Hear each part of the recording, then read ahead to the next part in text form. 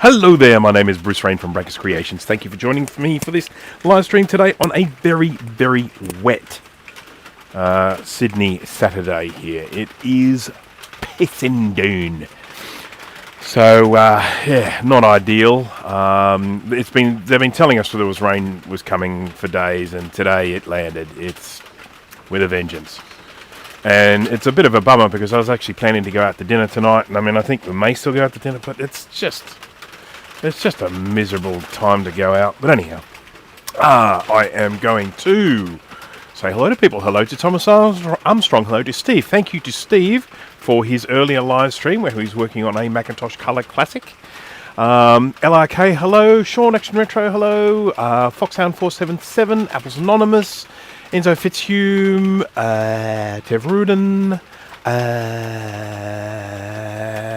Chris Angelis, Toiletist, Gibbertronics,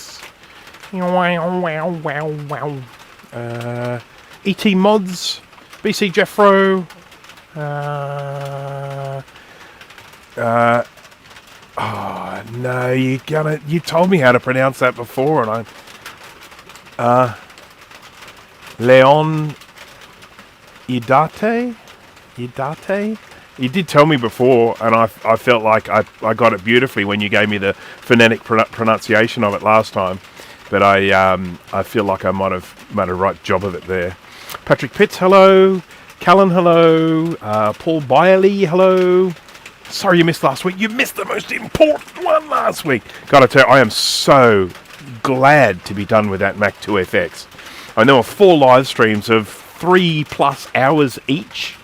And oh man, that's a lot. But it's, largely done. I've still got a few more bits to add to it, but I really did want to move on to something else. I'm sorry if the rain noises is getting into my audio. The microphone's very close to my mouth, so I hope it's not too bad, but just want to say my apologies on that. Thank you for that, Steve, congratulating me on the 2FX. It is a very rewarding thing to get those things fired up. Now, I should just mention this because anyone who was watching that, there was some question about whether the, was it level 2 cache or something like that was operating. I did hear back from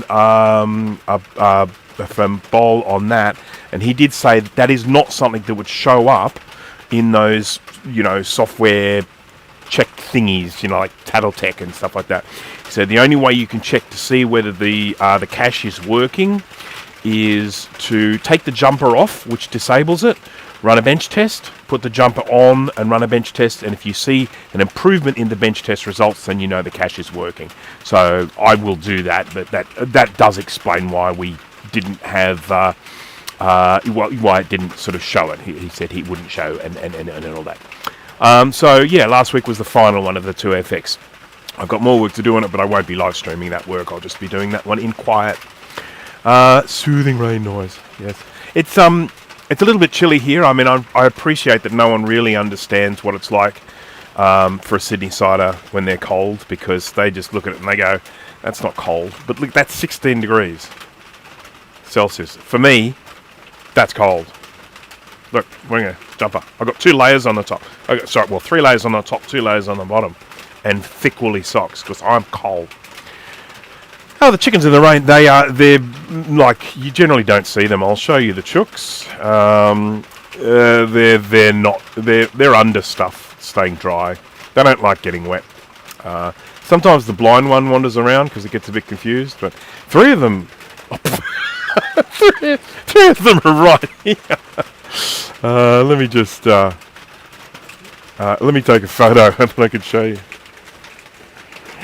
Oh dear. No,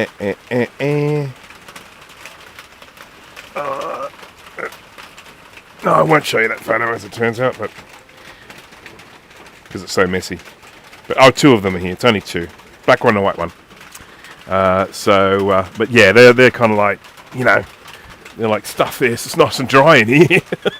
So I'm going to have nice little chicken poops on the concrete floor. And obviously a huge congratulations has to go out to Steve from Mac 84, who hit 20,000 subscribers today. Bang! And of course, to all those people who, you know, who subscribed during the stream to push him over, you know, good on you all.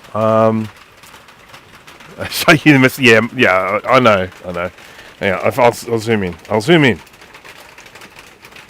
on the photo.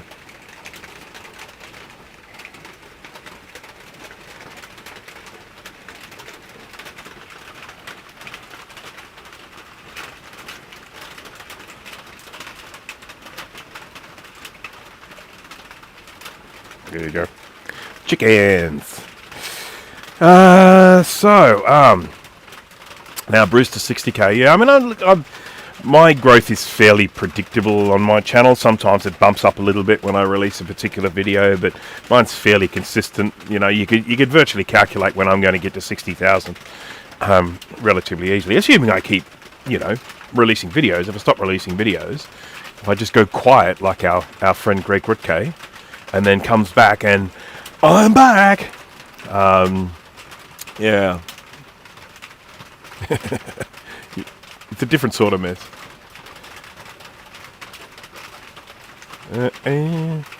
16C is not hot. Don't tell me that. That's nonsense. Nonsense.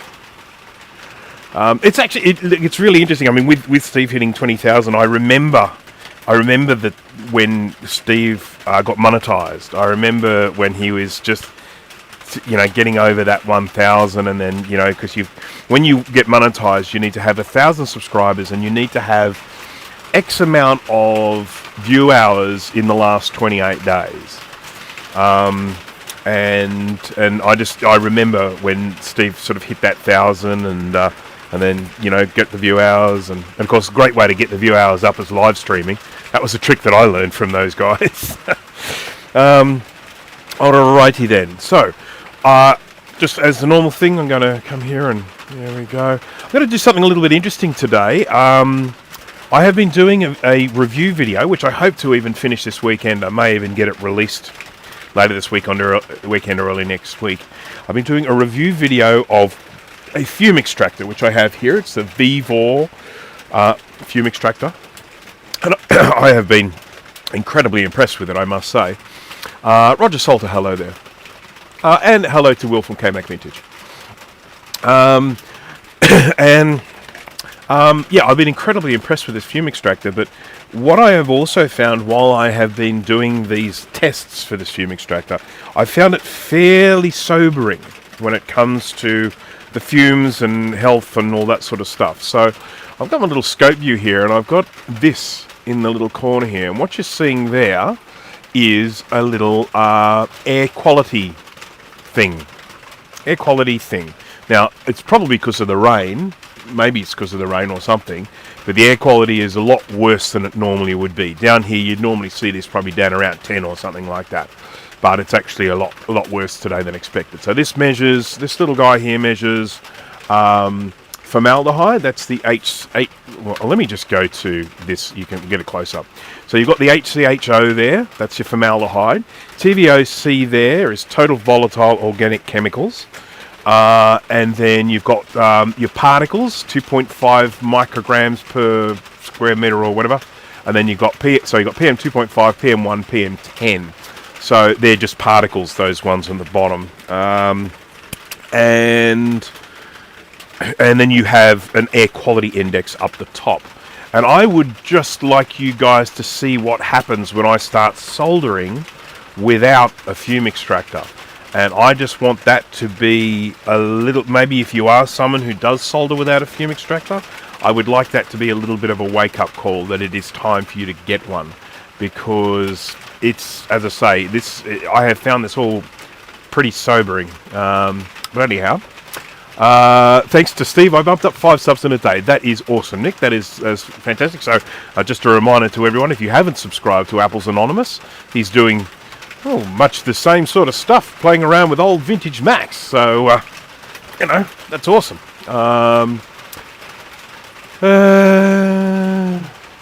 It was just as my iMac G3 video went live in 2018. Yeah, how about that? Making me feel dumb for not using my fume extractor today. It's not a matter of feeling dumb. It's a matter of kind of not forgetting, because it's easy to forget. I know it's easy to forget, but I just sort of feel that if you know, put the scares into people, it might be less likely to forget.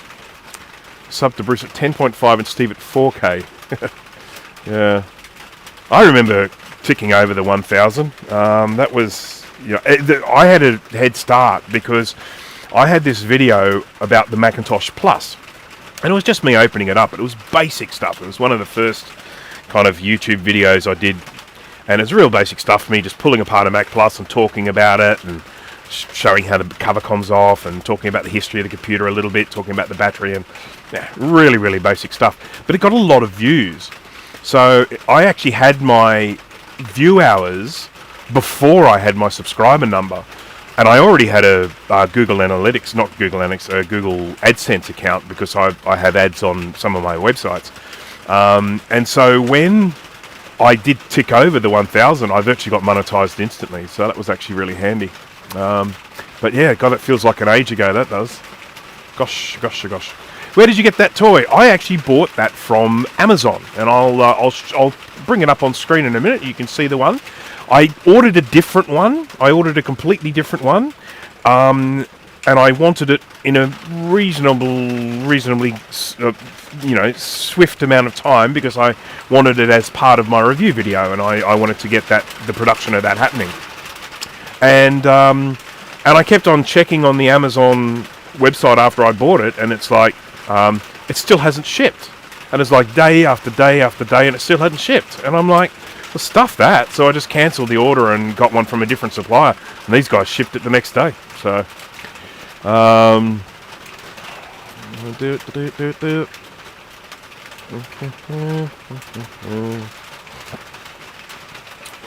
Okay. All right.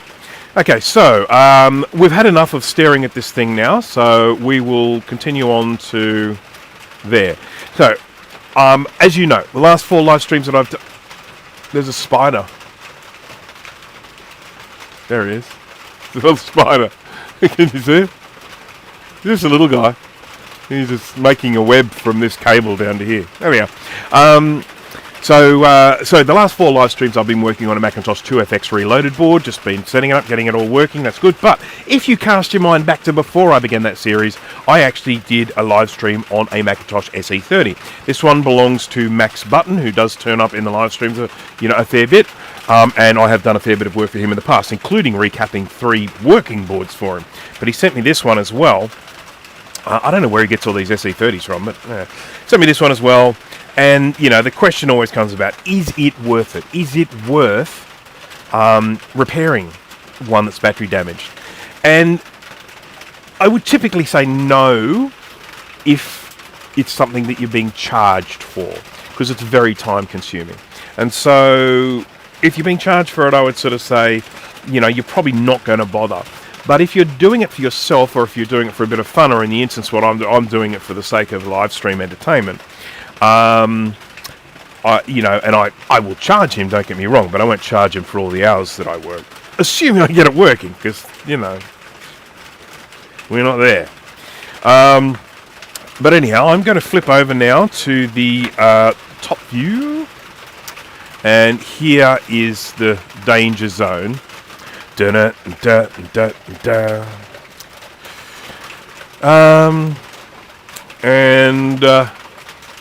we're trying to catch the capacitor fairies. Right, so this is we'll just check the focus on this here. Yeah. If you guys would just bear with me here, I'm just going to send a little text here.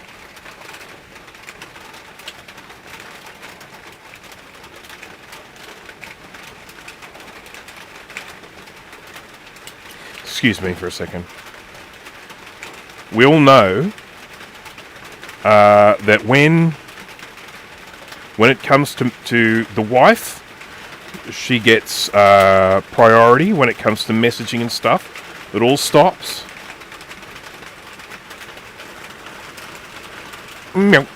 There we go. I've sent my message.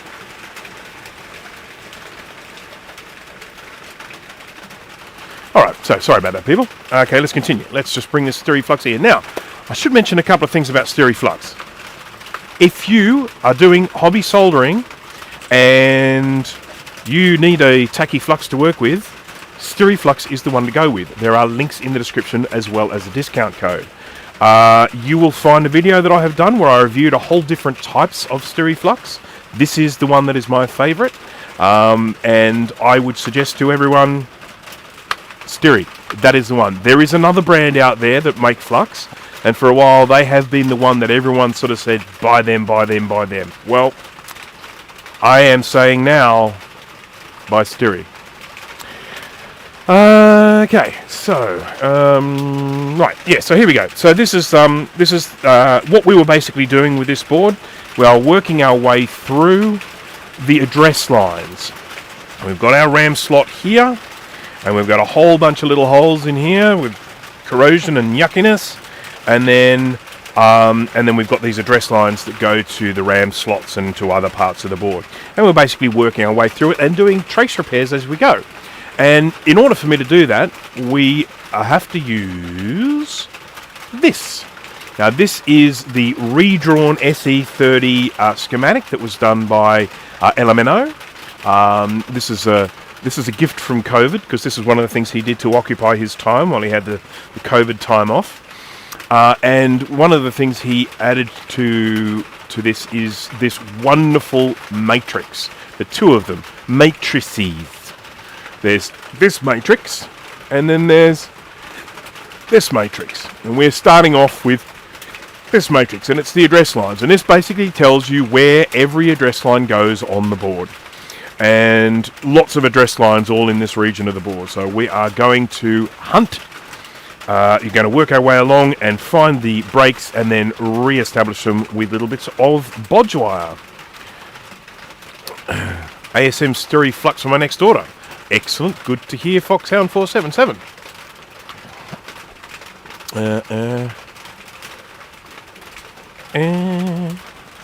Hello. They're very cute. It's the cute chickens. Got a cute little white one and a cute little black one. Alright, so let's get back here. Now, why? Why? Oh, that's why. Wrong mouse. There we go. So let's get back to this. Go to the top view. I am going to probably zoom in just a little bit because most of the work is going to be done around this bit here. So we will zoom in and then focus.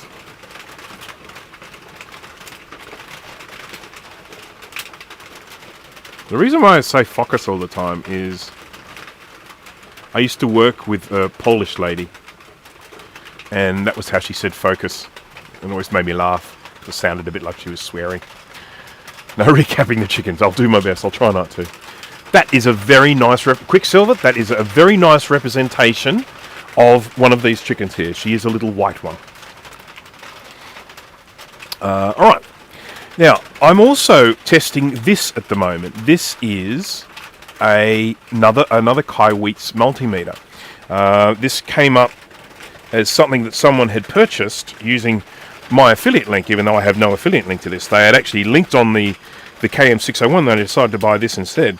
And so far, I've been very, very impressed with this. Cost a little bit more than the KM601.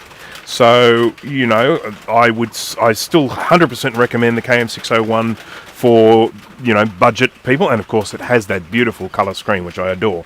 But if you're someone who prefers to have one with like a built-in stand, this is more of the rugged case and the click wheel, you know, the whatever they call it, snappy selector type thing. There's a word for them. Then, you know, this one might be a better suit for you. So, and then we've got a little backlight there. It's nice. Sorry about it's out of focus, but it's not an autofocusy thing, this one. So, I'm going to be using the most basic of functions on this multimeter. I'm just going to be using continuity mode. And I'll pop that just there so you can see the light go off, because that's all that really matters. Nothing else matters. Now, I have no idea where I was up to. with my address lines, so I'm going to have a look here. Oh, God, what happened to my focus? Thank you. Okay. Thank you for that, Enzo Fitzhugh.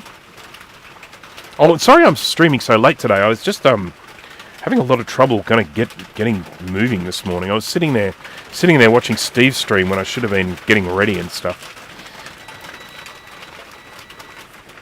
Oh no! Look what I did. I bent one. A pair of pliers. Pair of pliers, anyone? Here we go.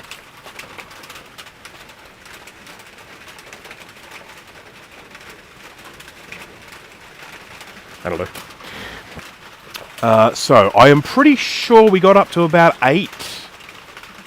We'll check. So, we were on... I think, had we started up here? God, there's a lot of broken traces here. Crikey. UJ2? Is UJ2? Yep, okay. So let's just check if we've got all of UJ2. So that's 7 onto 11 and 14. 10, 9, 8, 7. 7 onto 11 and 14. Yep. Okay, so we've got that one. Let's move to the next one, which is the UI2? UI2, so that's this one here. And this guy here, and here's, we go to pin 8. And pin 8 is on 3 and 6. 1, 2, 3, 3. It's actually, I should probably check up here. This is the video ROM. That one's a good, that tells you whether the break is all the way across the board or not. 25. Yes, oh, for the 2CI, Roger. I made one. It's not pretty, but I just made it an Excel spreadsheet where I did an address line matrix for the 2CI. So, I need to make that available, don't I? Leave it with me. What I will probably do is I'll probably publish it on my Recap-A-Mac website on the 2CI page, because that's generally what I try and do with Recap-A-Mac. If I have additional material, for instance, if you go to my SE30 page, you'll find loads of info on there that I've done for SE30s and videos and stuff. So what I'll do is when I get it, I'll pretty it up and I'll put it up on my on the 2CI page of the website. Okay, so this one here is 3 and 6.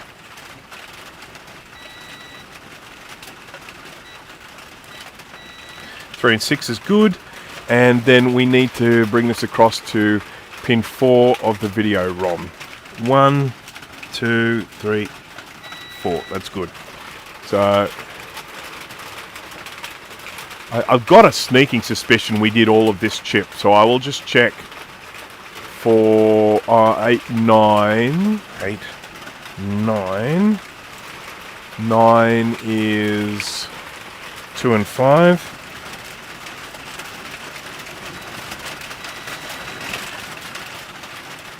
It's glad we've got the little green light for the continuity, because we'd be stuffed, because I can't hear squat with all this rain.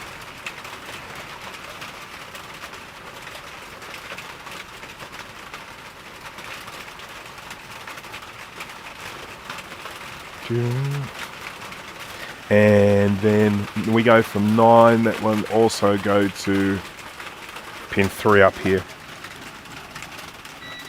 We're good. And then we go all the way up here to 31 now. 10, 20, 30, 31. And I do... You know what I should have done? I should have watched the bloody end of the last video and figured out where I got to. A smart person would do that. 31. 10 and 13.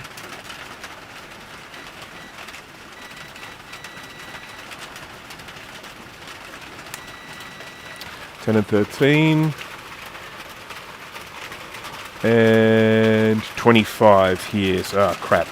I have to count.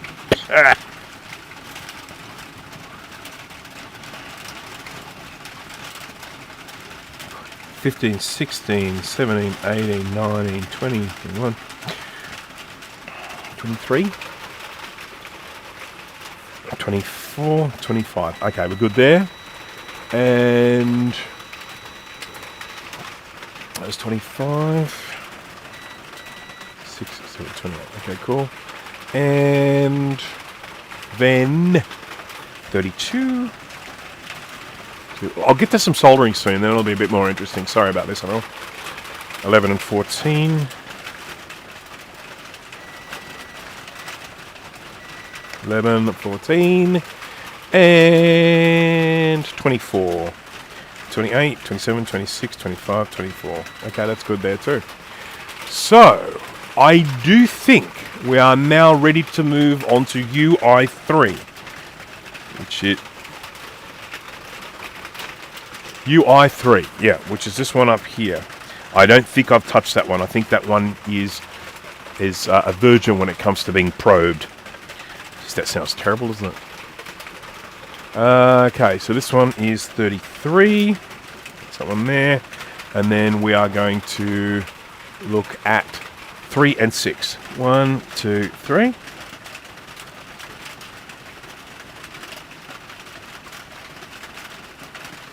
Doesn't look good, my friends. Doesn't look good. Let's have a little inspectoroonie. Let's get back onto the scope view.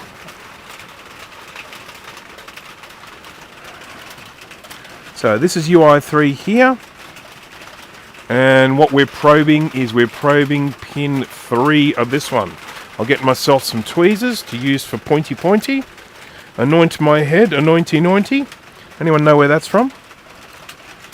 Pointy birds are pointy. 1, 2, 3.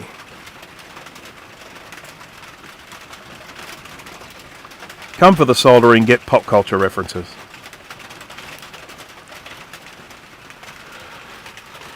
Jay from the House of Moth is here. Hello there to you. You've been very quiet lately. I don't know what's going on. Okay, so going to get this here, and we're going to go 1, 2, 3 down here. Well, I think it might be that one there. We'll check that. Fangs. He's busy with fangs. We all know what that's like. Fangs.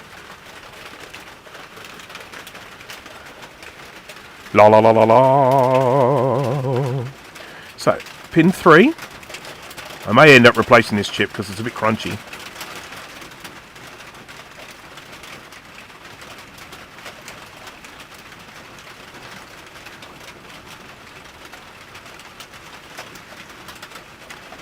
God, look at it.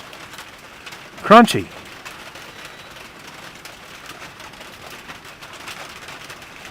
There we go. Okay. Right, so that is correct. This one here goes to this trace here. And that trace comes unstuck about there. Look at him. Look at him. Yeah. Ay caramba, as Mr. Simpson would say.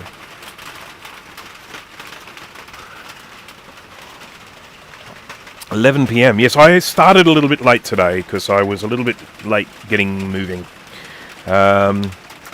I am going to whip this off and replace it with a new one because it just seems crazy to have one that looks that crunchy. And I'll probably do the same with this one, but it'll give me an opportunity to check these traces underneath this chip. So let's whip him off, shall we? Now, I want everyone to keep an eye on this little guy, this little fume extractor, this little reading in the top right as I start hitting the fume extractor and start blowing some fumes around. And keeping in mind, of course, that these are this sensor I've actually got is not that close to me, so just think about your poor little lungs and things.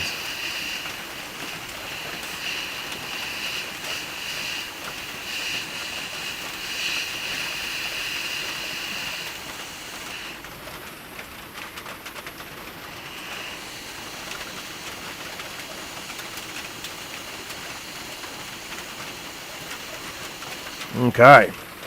Get those off. Wait until I start soldering. Check this out. I'm going to get a little bit of flux on here. I'm going to get a little bit of solder. I'm going to clean all these pads up. Make them look nice nice as new.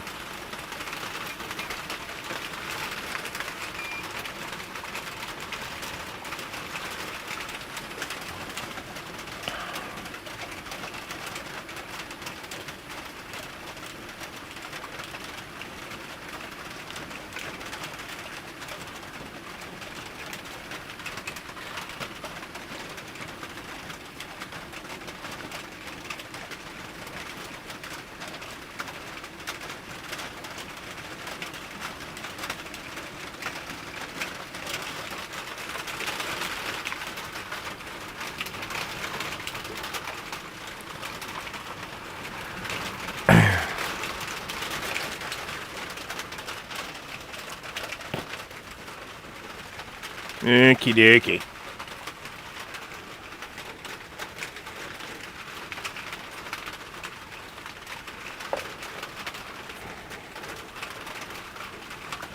And then we'll clean off this. You know, whenever I'm cleaning up these pads, start off by adding some flux, adding some solder, adding some fresh solder, adding some heat, and then I just try and get as much as the gunk off as possible, and then hit it with the solder wick, where we do a sort of a bit of a rubbing here, where we're cleaning, we're removing solder, and we're doing a bit of cleaning.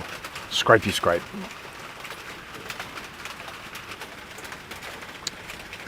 Now, in a minute, I am actually going to turn the fume extractor on, because I'm not a big fan of these fumes all flying up into my face. But I just wanted to demonstrate to all of my soldery friends out there, people who love to do a little bit of soldering and might be getting a little bit cavalier about the fumes. I just want you to see what's going on here, especially when you consider that this isn't even positioned where the fumes are. The fumes are going straight up into my face, where in fact they're that, you know, this is just getting any of the stray fumes that go around. Oh, that's so yeah. Okay, so that's enough of that. Now I shall turn on some fume extractant for the continuation. And I need to find my box of scalpels. Excuse me while I look for my box of scalpels. Hate having it move. There we are, found him. Because that scalpel has done his dash.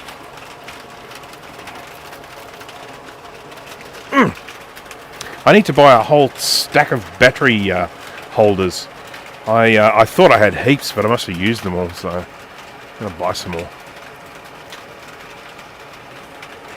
I will be, as I say, releasing a video on this fume extractor that I've been using. That will be coming out in the next few days. I'm incredibly impressed with this unit for the price. And so, yeah, might be something that people want to check out if they're into the old soldering hobby. Soldering.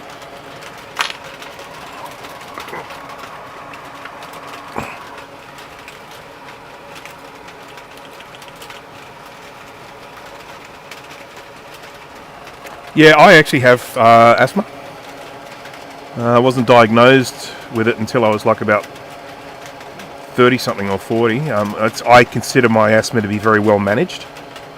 I take particular medication twice a day, and I feel that manages the asthma very well. Now, it's something that the start of that asthma is something that I would potentially blame on the soldering, except the asthma happened before. Just should mention, this is still showing nasty readings. That's because there are still fumes and stuff floating around the area. That's sort of unavoidable. When I'm doing the tests for the fume extractor, I actually leave it for a while for all the fumes to go away, and then I come back. So. Breathing is important, yeah, I found that too. Others would disagree, but I think it's very important.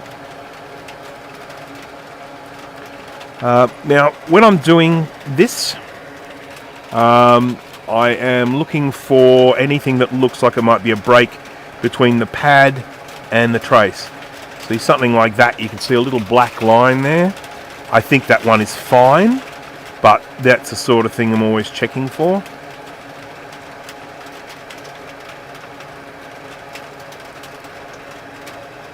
And of course the other thing is that we can see a huge amount of trace damage here. We need to make sure that the continuity is going fine underneath this chip, because once we put a new chip on there, we won't have access to those traces underneath. What kind of nerd would you be if you didn't do asthma?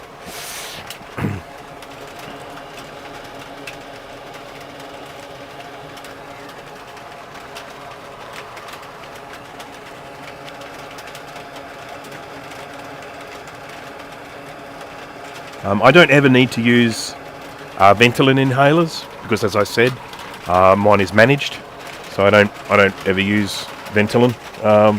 There's just never a need for it. I need some bits, and I don't know if those bits are here or elsewhere. Oh, another thing I should mention, I did a capacitor order recently, and so I now have all the caps I need for recapping these other LC power supplies that I've got, because when I did those barn find Macs, the intention was to resell those Macs that I've found, so I'm going through the restoration process. I've got all 3 logic boards now working, and I've recapped one of the power supplies, but I ran out of caps, so I'll be able to recap the other 2 and do the floppies and get them all ready to sell to some lucky person out there who wants to get either an LC, what was it, an LC2, LC3 and LC475. Alright, I need to grab one of, I think it's this one. As Bruce stands up and demonstrates that he did actually put pants on today. Are these the ones? Pretty sure these are the ones. I need to buy more of these soon. Crikey! Let's just check. So what I'm looking for... God, this pile's getting bigger. I'm actually thinking of maybe trying to get some more shelves up here behind me. I'll leave a big gap here for all the equipment, like the ultrasonic cleaners and stuff, and then just have more shelves above it. It'd be good to have an extra layer. I could certainly do with more storage in here.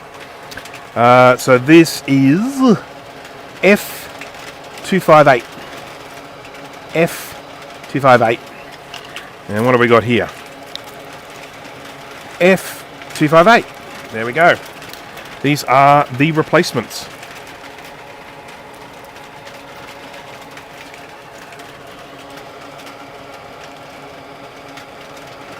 Isn't that interesting? So I didn't put new ones onto the other ones. I restore the old ones. Maybe I should do the same for this as well.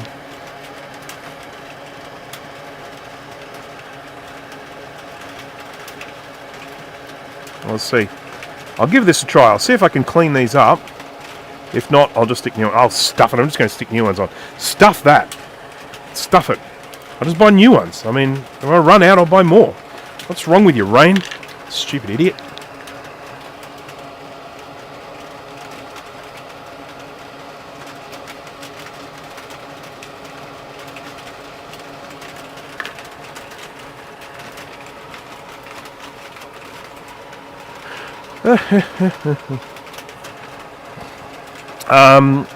There is actually some evidence.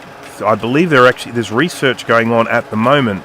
I know because I was interested in this, to suggest that some types of asthma are actually not genetic, and that they are environmental.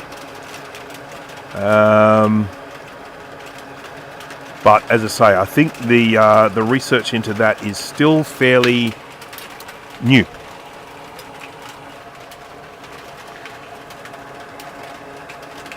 And they are actually looking for ways to treat it.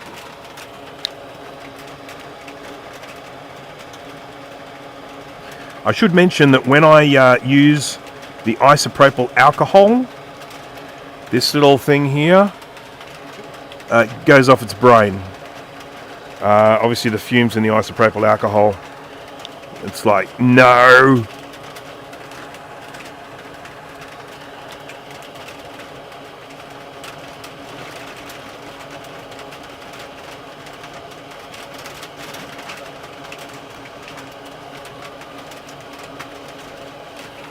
Who's whinging? You whinging? Chicken's whinging.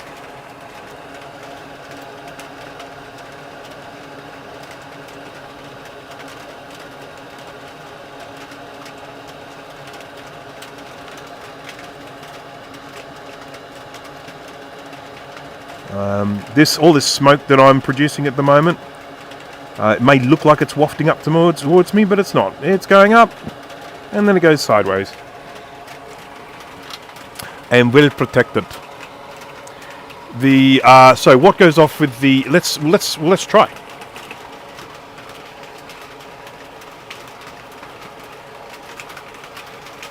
Oopsie.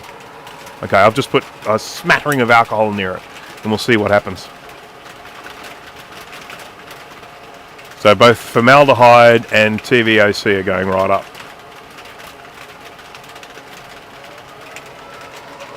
Did I test those traces onto the chip? They looked alright. They looked okay. So they look bad once they get past here, but yeah, so this one here is the one that I actually need to fix now. And he goes along there, and he goes over to the real-time clock chip. Kind of tempted to remove this real-time clock chip, you know. Have a look at what's under it. Let's do that.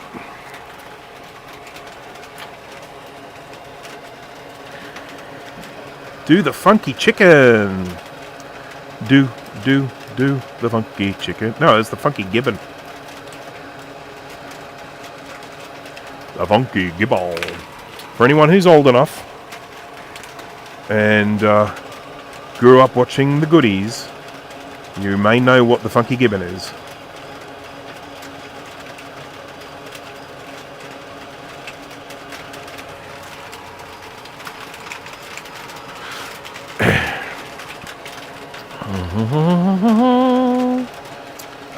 Yeah, what a mess. What a mess. This solder here, look at it. Look at how crunchy it is. I mean, it just doesn't melt.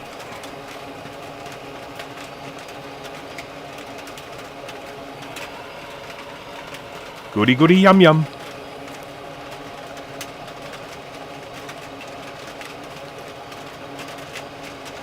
You sort of need to be not only old enough, but also in a country that played it. Because I mean, I don't know that the US really picked up on the goodies that much. I mean, it was a British show, and of course, a lot of our TV was dominated by the Brits over here in Australia back then.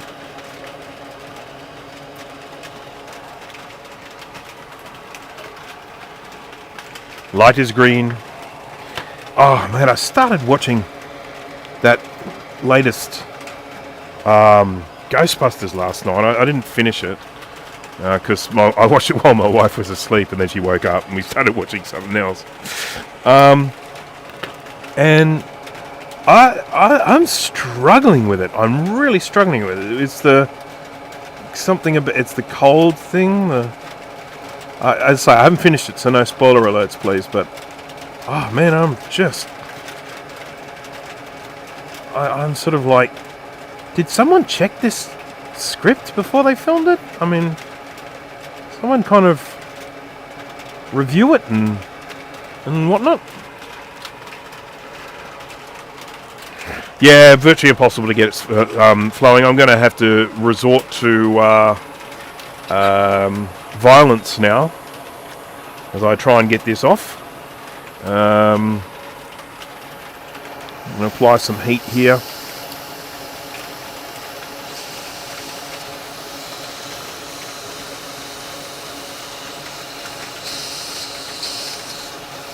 And there goes a pin.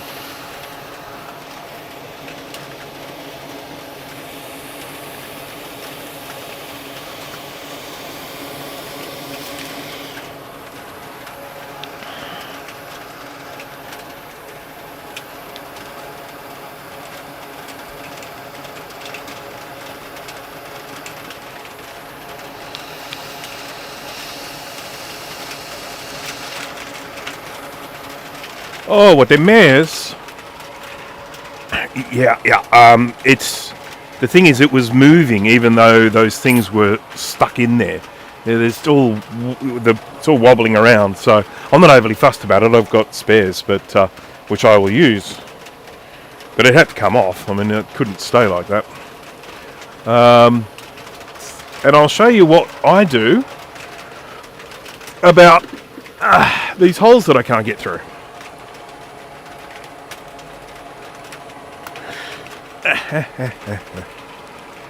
They edited a plot change poorly. Oh, okay. And I have to confess, and look, and I'm sorry to anyone who's watching this and might disagree with me, but I just don't like the character of the young girl in it, in that Ghostbusters movie.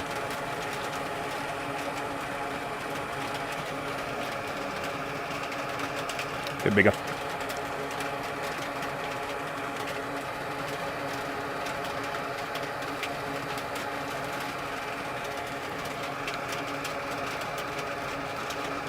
Possibly too big. Upside down.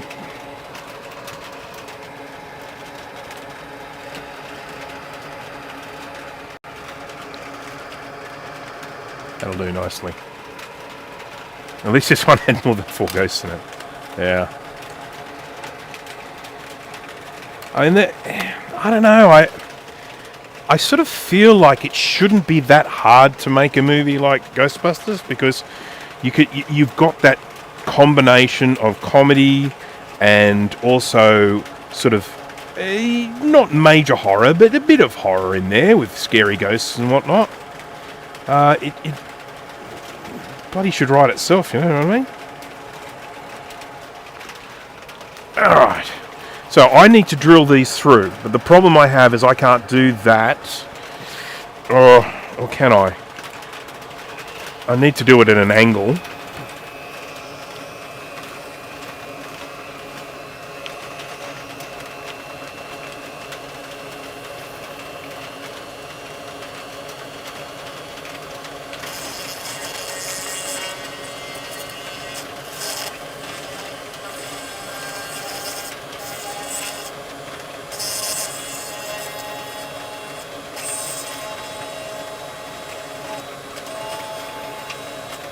God, look how tough that is.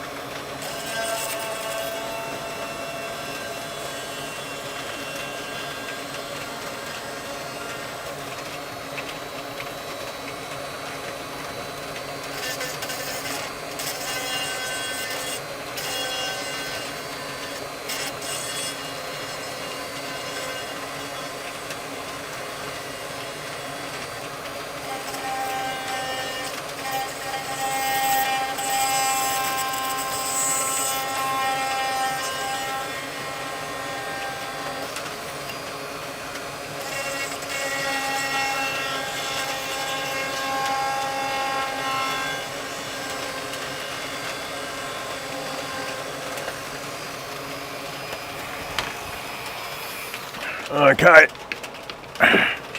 I normally apologise for the sound of the Dremel, but the rain's so bloody loud.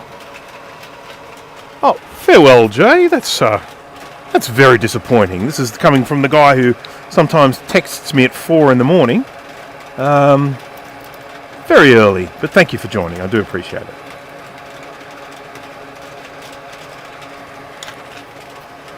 So, one of my chances of trying to kind of recondition the solder around here. Oh, it's Jeremy here. Hello there, Jeremy. Those drill bits are actually tiny. Yes, they are indeed. They range from, the smallest one is 0.3 millimeters, and they go up to 1.6 millimeters in diameter.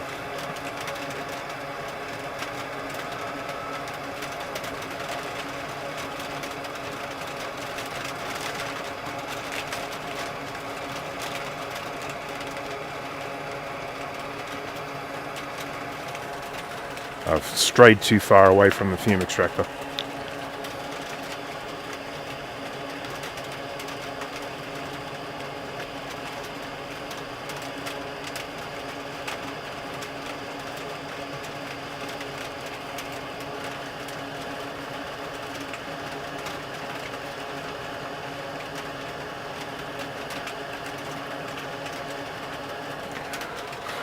No, no, no, no, no, no, no, no.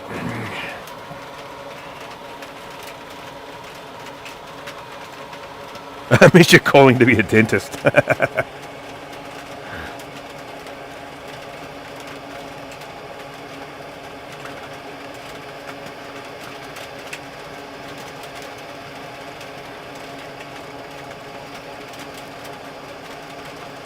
And I really don't like the look of these holes here, but I will be able to get a chip through there. I might have to do a little bit of mending here and there, but on the whole, it's pretty good. It'll be fine. It'll be fine. It'll be fine. It'll be fine. Trust me.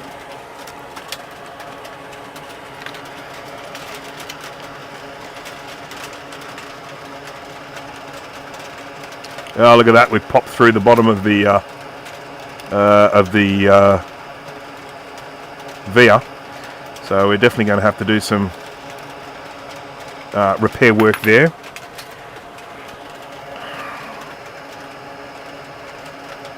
That's a bit of the pin.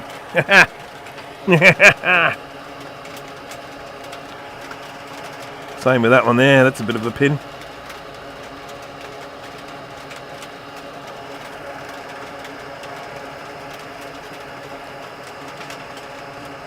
Oh, what they miss.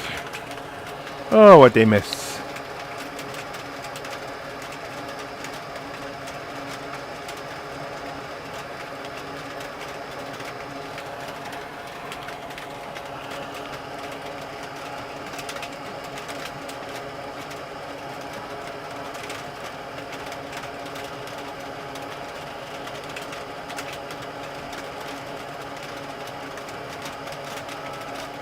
Ooh.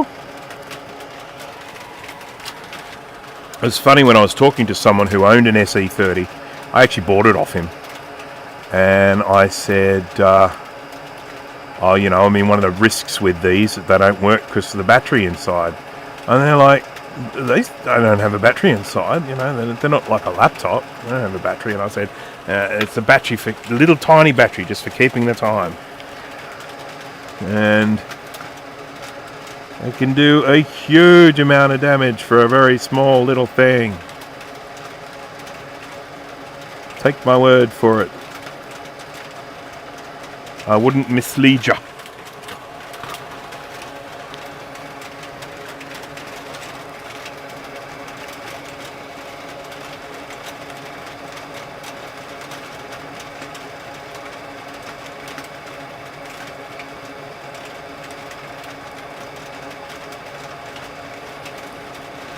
Great thing about having a schematic for this, I mean, if I have done any damage to those vias for the real-time clock chip, I can just re-establish them with wires because I know where they go. I have all the informations.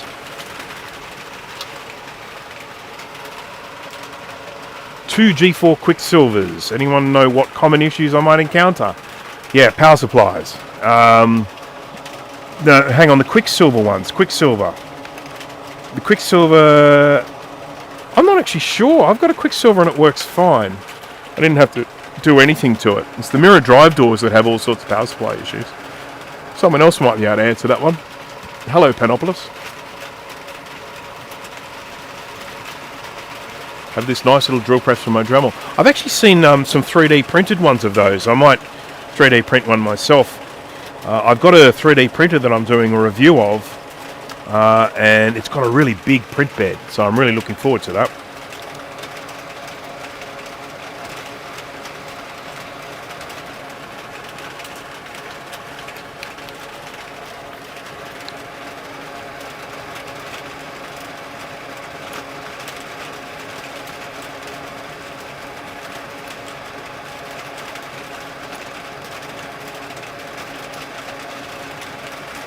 I'd really love to stick a wire down the middle here, but I don't know. I sort of feel like if I drill through these, it will be bad. It's getting upset from the alcohol that I just used to clean this little, what do you call it, the air quality. Who's the fudge?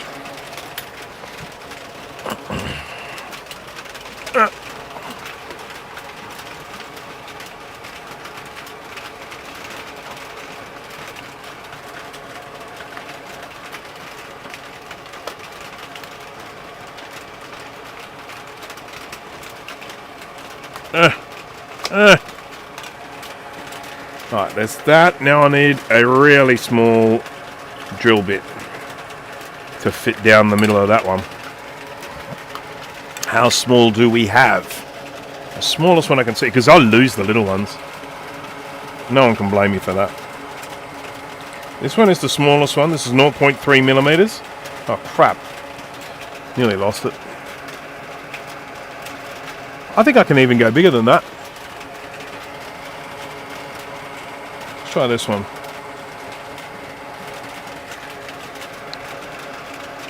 Yeah, that's a good size.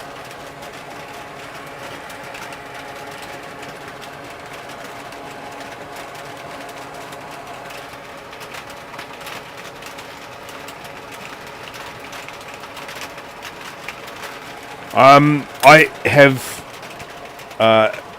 always, it was always my kind of, once I started getting back into computer collecting again, it had always been my thing that I wanted to get one of all of the G4s, you know, so namely I wanted to get one of the original grey ones. I know they came in a variety of different types, but I wanted the original grey one, and I wanted to then get a Quicksilver, and then a mirror drive door, and which I have now. I ended up with 3 mirror drive doors.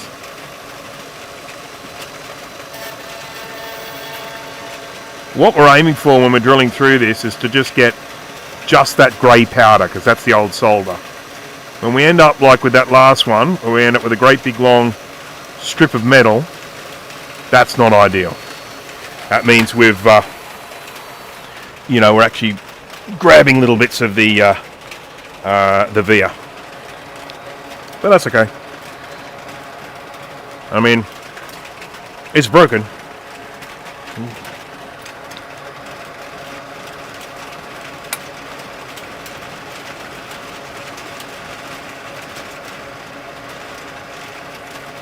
Alright, now we can actually start getting into some soldering done. Everyone's sort of going, I thought this guy did soldering, he didn't just drill holes.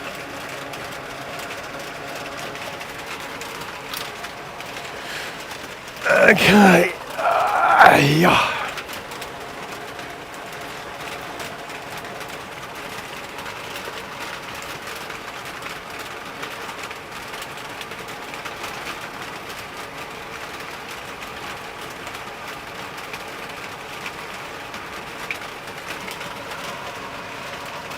I've actually got an MDD power supply up there right now that does not work. And I realise that I have only replaced one capacitor on it, so I'm going to do the rest.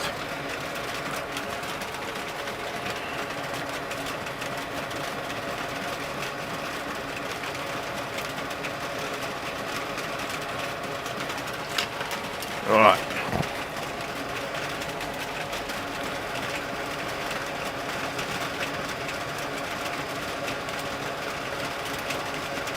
And I know that they do sometimes end up with issues with the transistor on them, I think. I have some spares of that.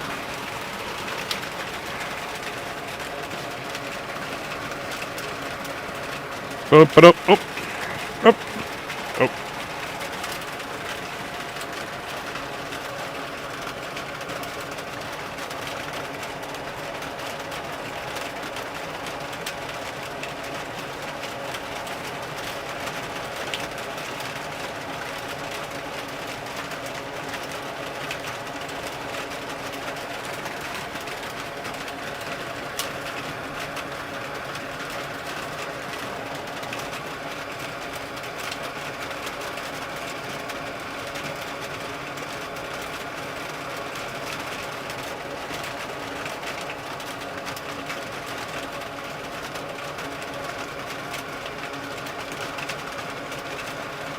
Sorry, I've gone all quiet. I'm concentrating. Isn't that terrible? What's going on? Why are you so quiet?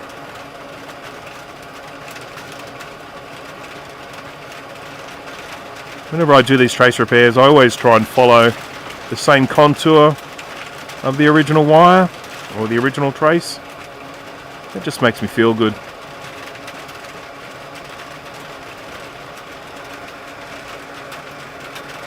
If it makes you feel good.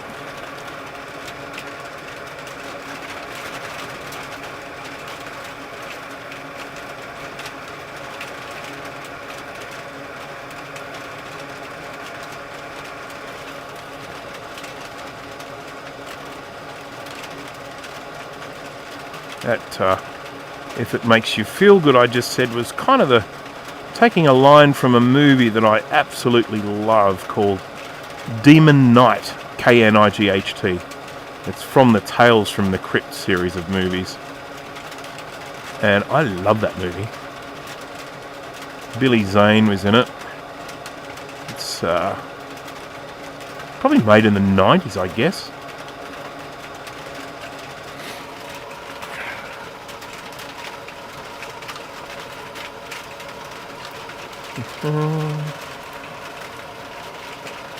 Replaced all the caps on the two main MOSFETs and the bridge rectifier for good measure. It was a fun project. Yeah, I mean, look, so the two main MOSFETs, they're the ones that are common to go on it. I mean, I would have thought the bridge rectifier would probably be okay, but I guess there's no harm, is it, in replacing them. Anyone who is unfamiliar with what a bridge rectifier is, it's an arrangement of 4 diodes that's used to convert AC voltage into DC voltage, and it's the diodes are structured in a way so that when the AC current changes backwards and forwards, it actually just allows forward voltage to go through. So when it's going in one direction, they go through those 2 diodes. When it's going in the other direction, they go through those 2 diodes. And so it's quite nifty, and it can be done actually just with 4 diodes. But you can buy an all-in-one bridge rectifier. I've got one floating around here somewhere. I've got one here somewhere. They're very easy to spot. Here we go. Here's one. Here's one I prepared earlier. So that's a bridge rectifier there. It's labelled there. So where are the labels? I can't see the labels. But anyhow, you've got the AC goes in the middle, and then the DC comes out the outside. So yeah, this one is an 800 volt, 8 amp or something like that. Something like that. This wire I'm using at the moment is 34 AWG.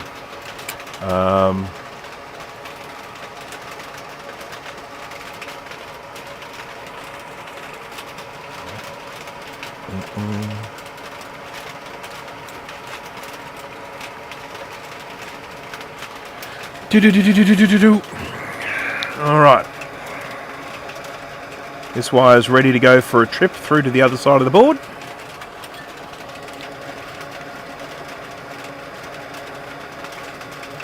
I need a little bit more solder.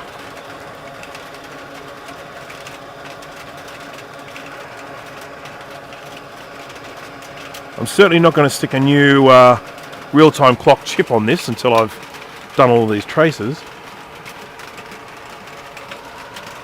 Yeah, it rain's pissing down here, Nate. And it's likely to be this way for the next couple of days.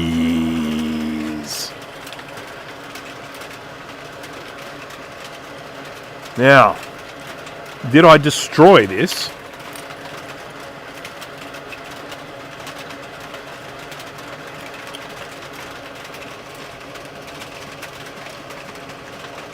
Now, the fact that this has no trace on this side of the board means that it has traces inside the board. And now it is time for me to find out whether I have restored this just in one location or whether I've restored it to the whole board. And we'll find that out now. Let's go to the top view.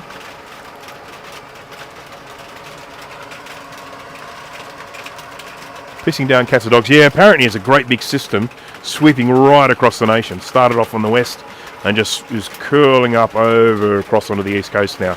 So yeah, it's likely to be wet all up and down the whole east coast. Alright, alright, alright. Multimeter time.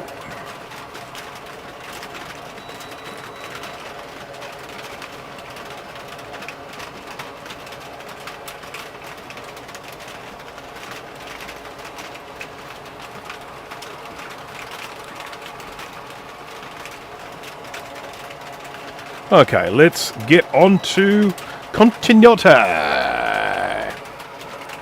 Oh, by the way, have I done this yet today? Smash that like button.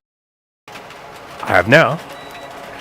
Alright, so this one where we were on UI3 and we're going to pin 3 and 6 from 33. So 33 is there, right there. And then we're going to 3 and 6 of this guy here. So we got 1, 2, 3. Hang on. 31, 2, 3. 33.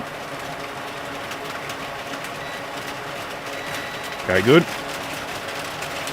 Okay, we've got continuity to 3. We've got continuity to 6, so that's nice. And then let's see if it goes to anywhere else on the board. 28, 27, 26, 25, 24, 23, 22, 21. Hey, we got it there as well. I'm gonna dance a little jig. That means that the connection's all the way through. Yay. And then where else? We've got the video mux. That's UC8. Let's try that. That's right up over here. UC8. Yay. Alright, so that's great. That one doesn't need to have any more repairage to it. I can snip this one off at the via here. And then we can get on with our lives. Get on with the rest of our lives. Chowing down on some fish tacos for dinner here in Los Angeles. Not street tacos, but still pretty good. I am so envious of the food that you get there on the West Coast. My cousin lives in California, and he, when they just describe the food, oh man, the tacos and burritos and fajitas and oh yum. Yeah.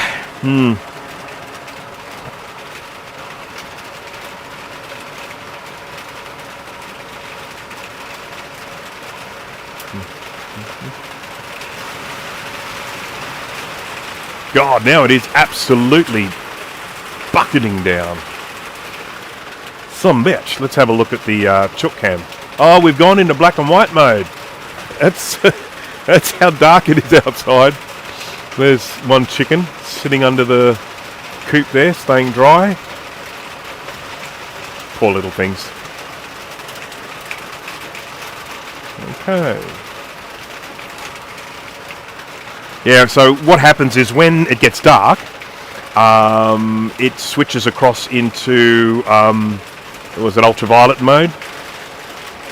And I've actually got some ultraviolet lights set up there, so, or is it infrared? Sorry, infrared. Infrared mode, and I've got some infrared lights set up there. So, and when it gets dark, they come on, and it shines the light on the area. Bloody far out. It's wet. I'm going to get so wet walking back to the house. I didn't bring a brolly down with me or anything. I'll use a 2FX board as an umbrella. Right, I've stalled. Come on, let's keep moving, Rain. I've only done one bloody trace repair. Mind you, there's been a bit of diagnostics going on. Okay, 34 goes to 2 and 5. 33, 34. Goes to 1, 2. Doesn't look good. Doesn't look good. So 2. That's going to be this one. It's going to be this little tiger here. Yeah, look at this great big break right there. Hey. I'm just going to check to make sure that that is the one that I'm checking. And I'll do that by... Oh, I'm not in the right view here. Hang on. Sorry, everyone. Sorry.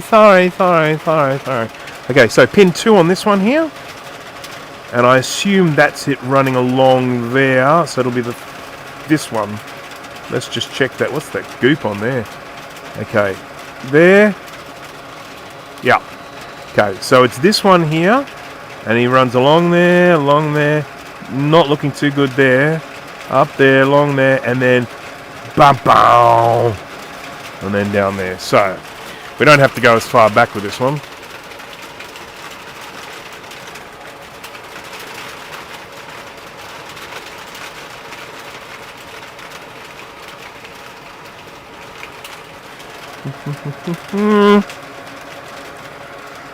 Beep, beep, beep, beep, beep. This is one of the reasons why I do really like using the SteriFlux.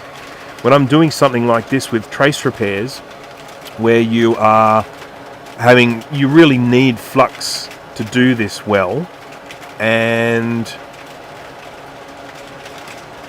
this flux, it hangs around on the board, you know, it doesn't just burn away. And so as I'm doing these,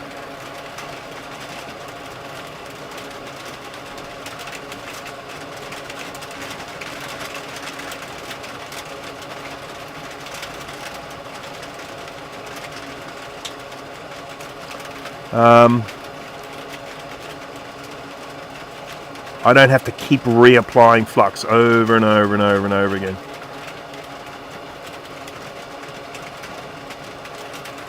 How are the fumes looking? Oh, I moved it. What a dumbass.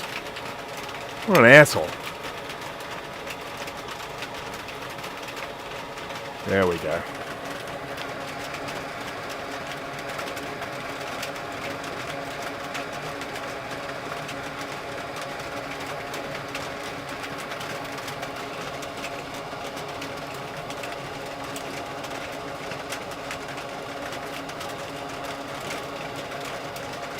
So, here's a question for folks.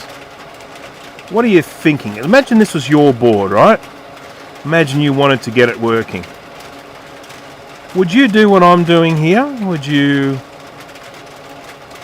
sit there painstakingly repairing these traces? Or would you just say, stuff it, and go and get yourself a reloaded board? Pay for a reloaded board and then just move all the parts across?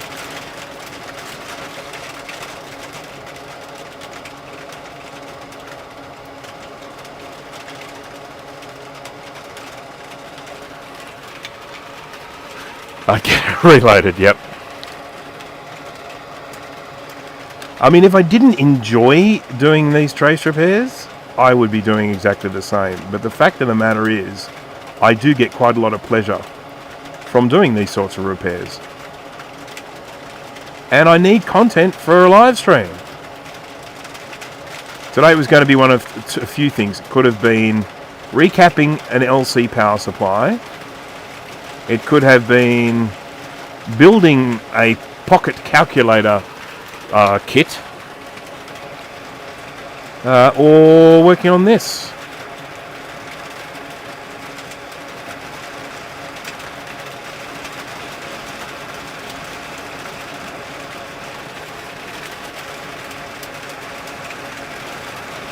I'd like to get this through, but I've got this horrible fear that I haven't cleared this hole. No, I haven't.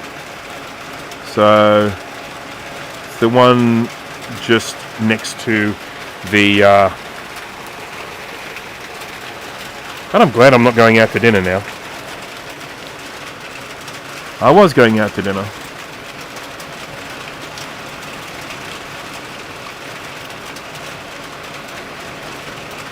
But this weather is miserable.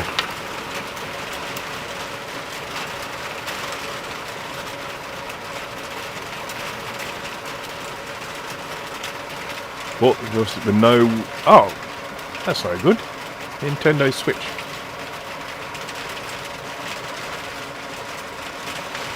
Four bomb boards I picked up recently. I'm going to try to fix them, but if I can't, I'll get some reloaded boards. Yep. Why not both? Good question. Well, I am actually going to do both, because I've got one board that I've been trying to repair for ages, and I've only been able to get it like 90% working. So I figured that one's a good candidate rather than spending any more time on it. This one, we'll see. We will see what we will see.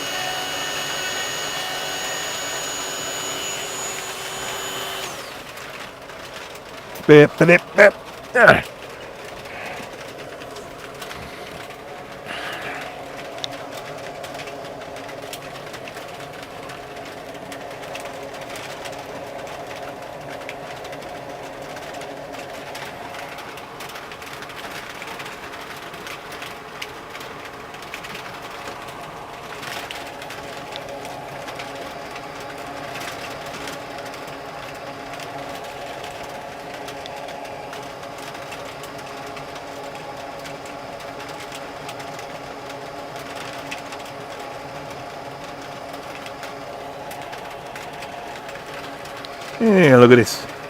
Look at it. Look at it.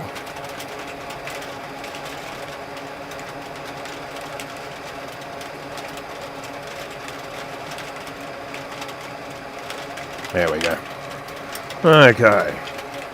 Let's smother this in flux and solder and love. Board needs some love.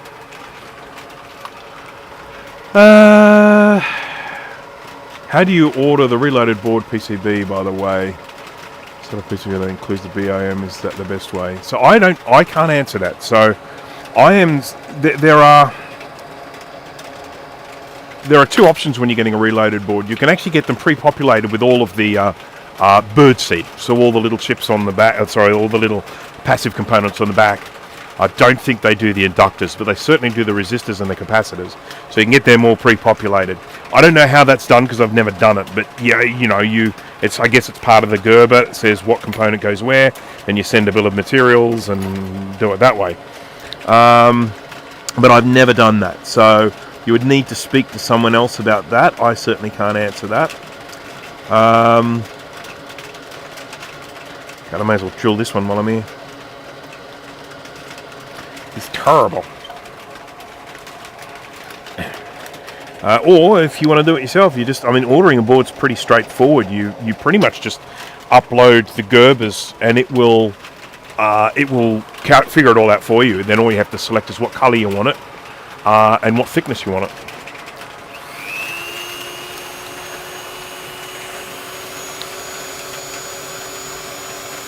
As to who you decide to use, you know that I am always going to say PCB way, but,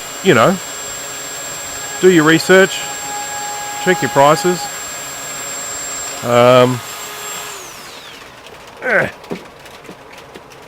I know that PCB way are certainly very, very cheap on the little boards, like things like Blue Scuzzies and stuff like that, which, of course, I've done a few of in my time.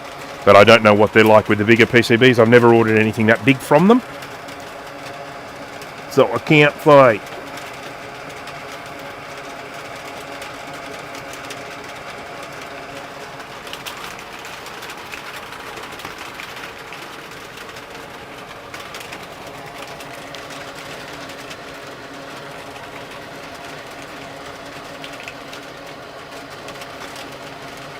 I mean, when I used to order things like the little Blue Scuzzies, or what I used to buy before that were the Scuzzy 2 SD. This, of course, predates Blue Scuzzy.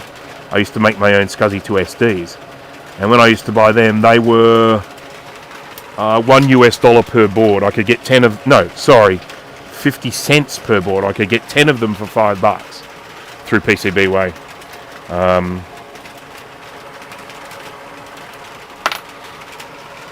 SE30 was bowl, yes. So the way it works is SE30 is bowl, SE and Classic is Kai, 2CI is...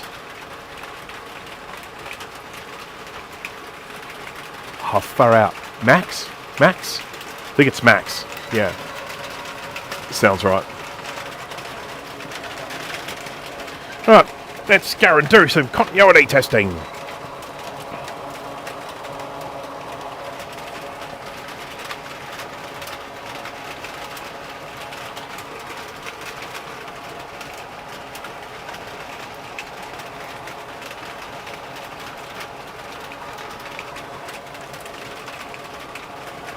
Beep beep. It's rather unpleasant here at the moment. So that was 34 going to 2 and 5. So 33, 34. Going to 2.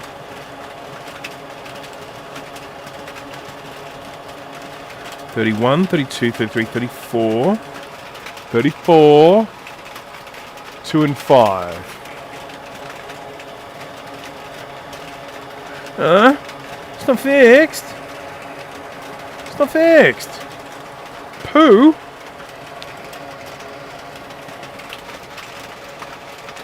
Let's see if I stuff something up or if there's another break somewhere, which of course is highly likely. Scope view.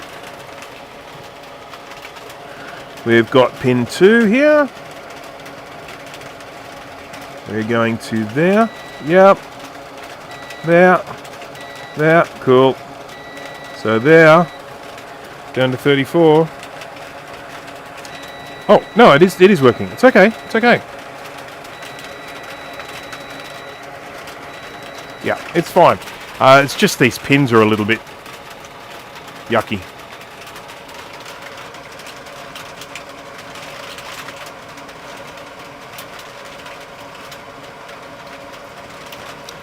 JLC put the wrong bird seat on my SE3 reload. It took some good guys a long time to figure that out. What was wrong about it? Gut bone. Yeah, Max One is responsible for the 2CI. And I think he's doing the SI as well, or who's doing the SI power supply? I can't remember. Alright, so that one is 2 and 5, and that one we'll also need to go up to, we'll check it up on the video mux. 2 will be going up to, oh no, it's not on the video mux. I need to check it on swim chip, I can check it there. Sound chip, I can check it there, I'll check it there. Sound chip. Sound chip, UE10, and it is pin 10. 1, 2, 3, 4, 5, 6, 7, 8. Crap.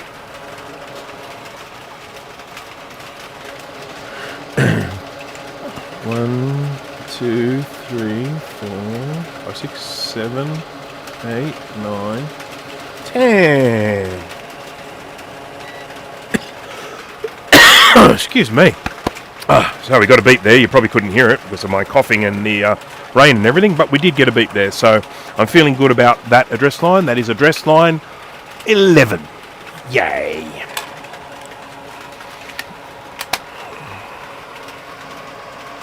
Okay, so they put the wrong diodes on the underside of the board for the RAM sockets. Oh, okay. Because sometimes those diodes go one way, because they're the little 3-pin ones, aren't they? So if we have a look here, you can see them there. That's those diodes there, and they have they can travel one way, not the other way, and sometimes that's around the other way. I actually keep one of both kinds, because some of the computers use one way and some of them use the other way. So it's good to have the ones. But yeah, that's a bit of stuff. So they put ones on with the bias going in the other direction, I take it. And many of the boards had cracked or missing inductors on the underside of the board too.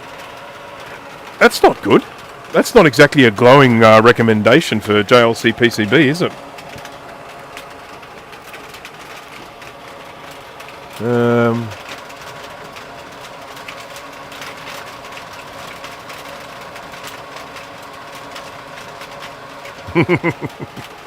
Alright, what's next? Let's try A12. That's going to from 35 to pins 10 and 13 of UI3. There is UI3. That's 31 to 33, 34, that's 35 there. These are all very mucky, so it's hard to get the, you know, the what do you get? Continuity there. 8, 9, 10. Nope. Got nothing. Not surprising, because all these traces are rooted.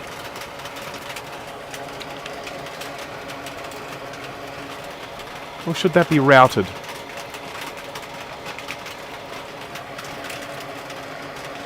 Right, so we've got to go from pin 10 of this one. So you got, there's 7, they're 14 ones, these ones. 1, 2, 3, 4, 5, 6, 7, 8. Oh, no. 8, 9, 10. That's 10. Oh, crap, I wasn't even on the right pin. So, 32, 3, 4, 35.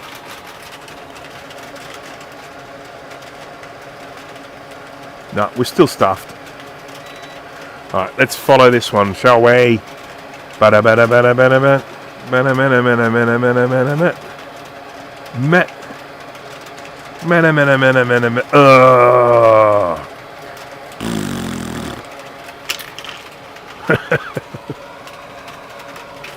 For the love of broken traces.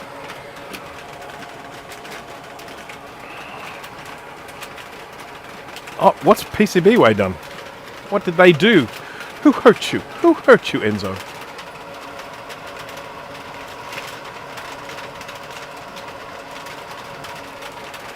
I've had nothing but good things with PCBWay. I've had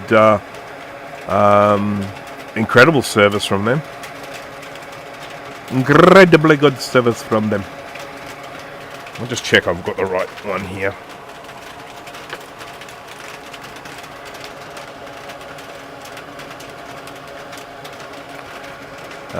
That one. And yeah, it is this. It's this really poopy one. I might do this one. It'll be easier for me to do this one next. Because of the wonderful things he does. Da da da da da da da.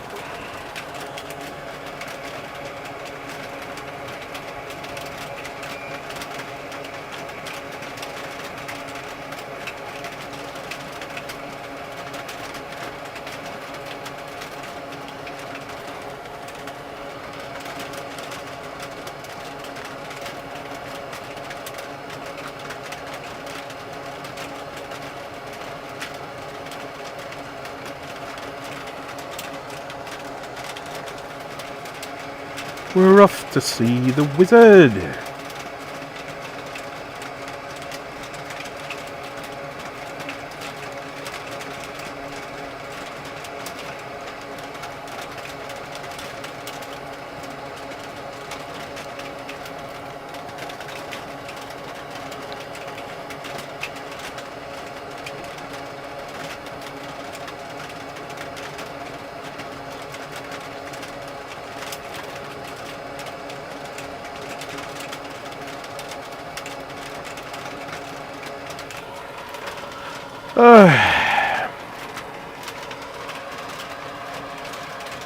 Beep.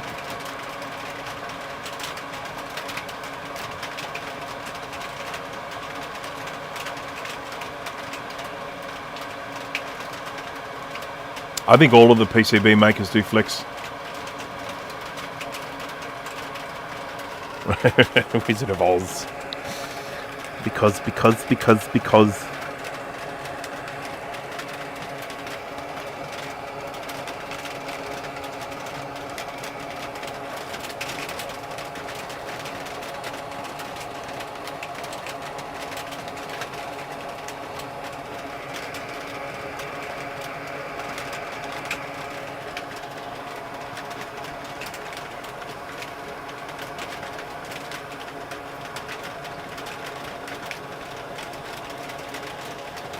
So,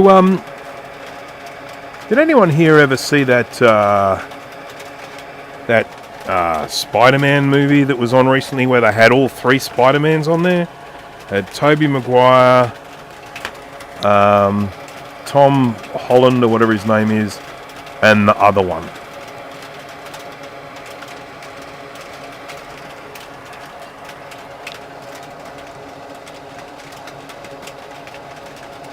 No Place Like Home or some crap, whatever it was called.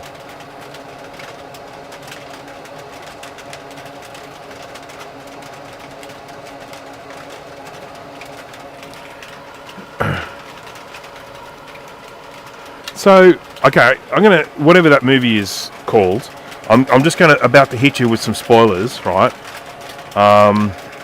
So, you know,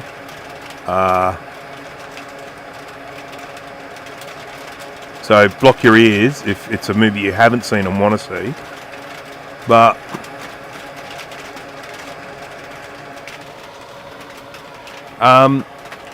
well, Foxhound, you got to block your ears for that. Andrew Garfield, yeah, that's the other one. So anyhow, in that movie,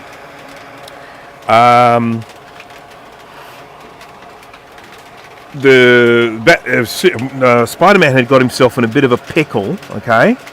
Bit of a pickle, because in the previous movie, he'd been misled by someone and made it sound like Spider-Man was responsible for bad stuff, and so he got framed, right? Okay, so Spider-Man gets framed. Then it comes out that the people know that he is Spider-Man, so they know that Peter Parker is Spider-Man or something like that. So he then goes to see Doctor Strange and says, "Oi, can you use your magic to make everyone forget that I am that Peter Parker is Spider-Man," or some stupid codswallop like that. And all sorts of chaos happens, and there's a rift in the space-time continuum, and then we get multiverse crap and all that sort of stupid stuff. But it just sort of seemed to me like it would have been way more sensible if he'd have just gone up to Doctor Strange and made it so that everyone forgot about the bad guy from the previous movie. Because everyone forgot he exists. They would forget that he outed Peter Parker as Spider-Man, and everyone would forget that he blamed Spider-Man for all the bad stuff. And it would have been much simpler if he'd have just done that. I think Sony rehashing Spider-Man to keep rights to the font.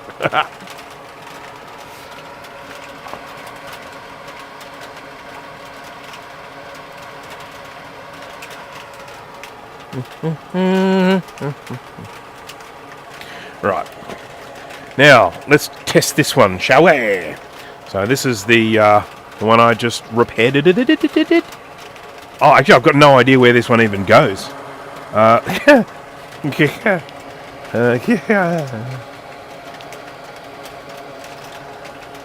Because this was... I didn't actually repair the one that I was checking.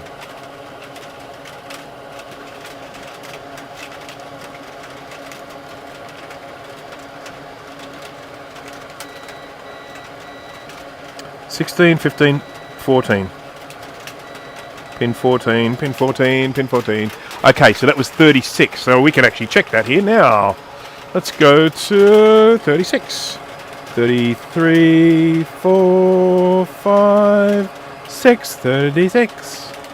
And let's check and see if it goes 18, 17, 16, 15, 14. No, it doesn't. I can't say I'm surprised, because that Via was absolutely cactus.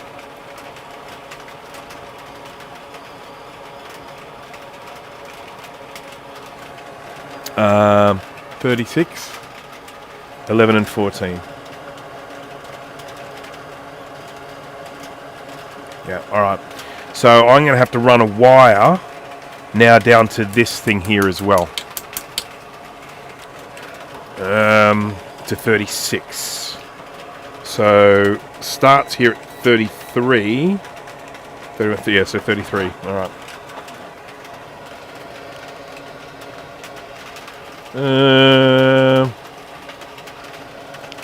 33, 34, 35, 36. It's this one here. This guy. This guy.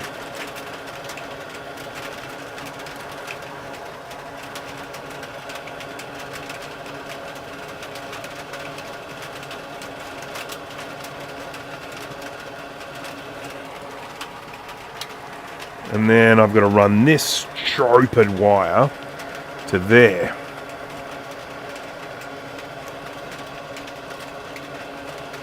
Might actually give it a little bit of slack.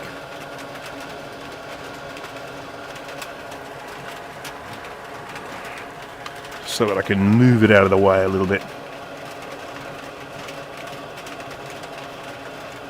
Like that.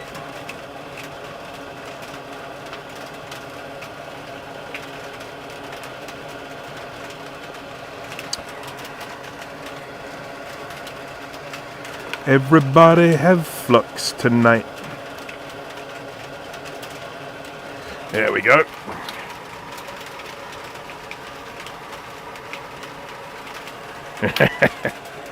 Yeah, I mean, I look, you know, Steve, I am doing this deliberately for entertainment value.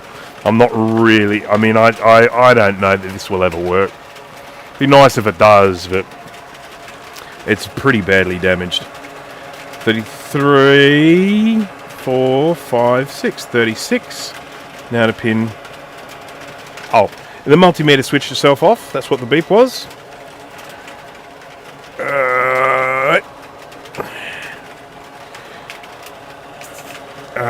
3, 4, 5, 6. 6. Yay! Yay! Alright, and now let's see if it goes anywhere else. The carbon scoring on that sim slot. Yeah, it's seen a lot of action. What with the rebellion and all. I sing a lot, Steve. I sing a lot. The fact that I don't sing more in my live streams is disproportionate to the amount I actually sing.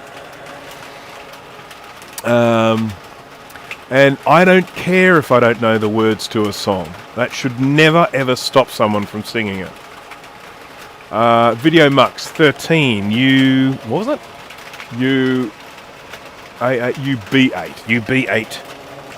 UB8. And what pin was it? 13. That's 8, 9, 10, 11, 12, 13. Is that UB8?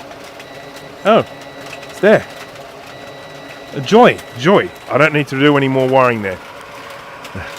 Pump up those viewer numbers, I'm sure. People will love that.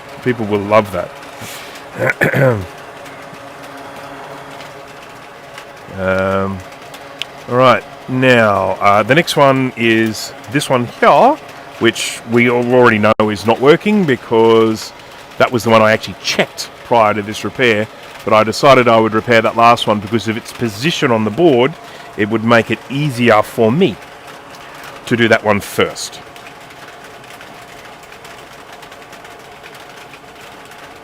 And once we've done this, that will be another RAM Mux chip done. We move on to the next one. We'll keep going until... probably going to go for about 2 hours tonight. I know it's a lot later for folks tonight because I started late. Yeah, I do want to feel like I've actually made some progress here.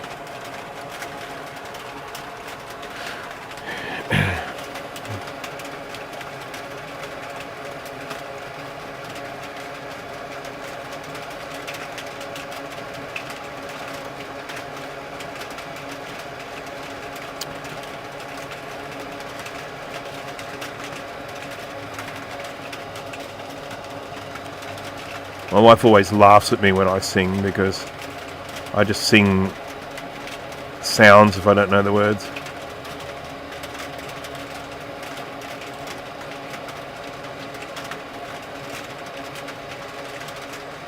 I don't dance too. I often dance while I'm singing. Gotta dance.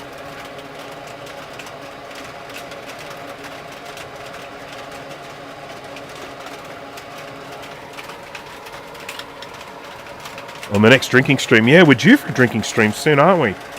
I know that I think a little later on that my wife has a... I think she's got a dinner thing.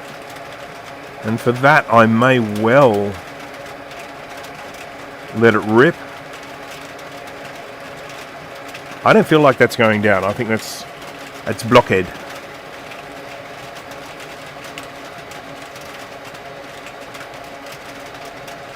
Let's see what that looks like from the other side.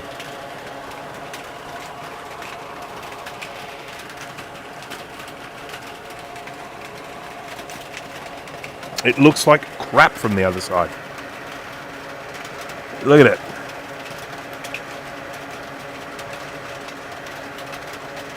Rusted tin roof. Rusty. Do you know what I like about that song, Love Shack? I'll tell you what I like about that song, Love Shack. I have a Chrysler and it's as big as a whale. And I have a Chrysler and it seats about 20. So when they sing that song, I can really relate.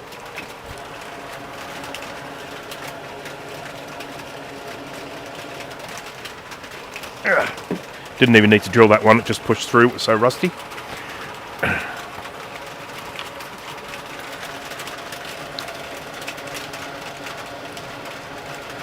All this via is completely shot. There's no copper left here at all. So wherever that's meant to be going, it ain't going anymore. So we are definitely going to have to do bodgeroonies for this one, and probably in both directions.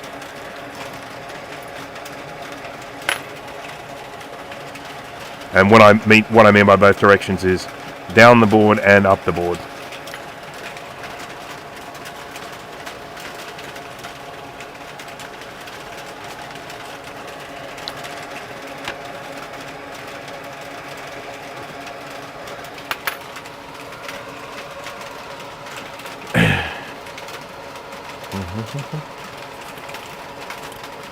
Just one or two maybe working again so I can listen to my old cassettes.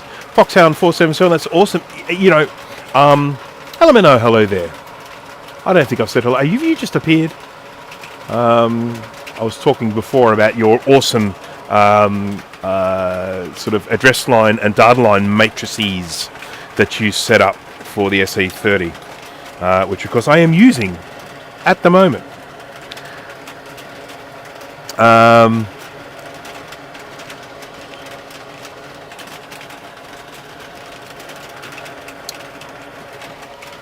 But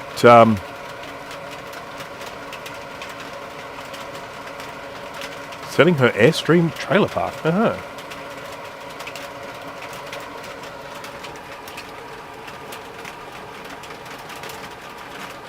Yeah, so I just wanted to say something about the Sony Walkman. Comment there made by Foxhound 477. You know, we obviously, a lot of us are vintage Mac collectors, and we know about the costs involved with these old Macs. So they're getting rarer and getting nostalgic, and people want to, I don't know, relive the past or whatever. And of course the same thing is happening with so many other things. For example, I would really like to get hold of a Nintendo Game & Watch. A couple of them, ones that I used to have. But they are getting crazy expensive. And then same with Walkmans. There are some Walkmans I would really like. And I remember thinking to myself, oh, now's the time to buy a Walkman, because back in the day, you know, in the really early ones. So the very first time I saw a Walkman or equivalent, I didn't even believe it was real. I saw it when I was in like, I don't know what, here I would call it infant school. I don't know what that's called in America. But anyhow, I would have been about 7, I suppose, 6 or 7. And I remember this kid brought this thing in, and it was like a tape player, but it was only a little bit bigger than the tape. I thought, what is this? And then, of course, later on they became more mainstream and more affordable. But at that time, it was the most amazing thing I had ever seen. And I was thinking, you know, and they were just way out of my price range back then, but I was thinking, geez, I'd love to try and get hold of one of those really early Walkmans, because now the price will have come down on them. Wrong. There is such a demand for those things now. It is crazy. Oh, my phone's ringing. Don't recognize the number, so I don't answer. Bye-bye.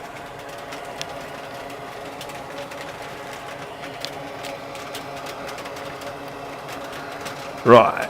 Now, what I can say with this one is I'm pretty sure I will have restored the connection to the RAM MUX chip, but it won't be going anywhere else. That would be elementary school. Okay, cool. You have Chef and Parachute. Now, I played both of those, but there was also... Oh, what was it called? Fire? I remember Fire. I'm sure Fire... See, I think we had one and my cousins had one, and we lived very close together, so we used to swap them over sometimes when we got bored with our one. Oh, an Octopus. So I really want to get... I'd love to get Chef. I would love to get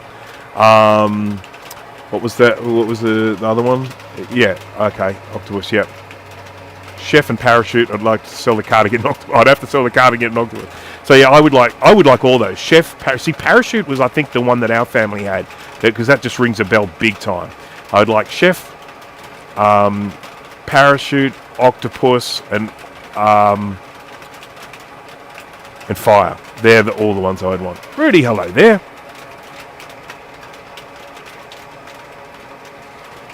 And all of that sort of cool vintage tech now is just getting so expensive. Right, so this one was 35, this is going to 10 and 13, so we go here, that's 9, that's 10, and then we go down here to 3, 34, 35, we've got that, that's nice, I like it, but, and here's the big but.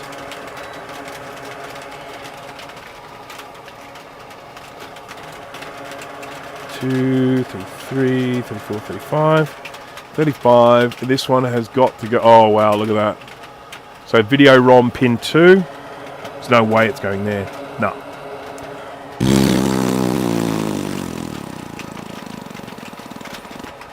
And where else is it going? Video mux. That's UB8. That's pin 3. No.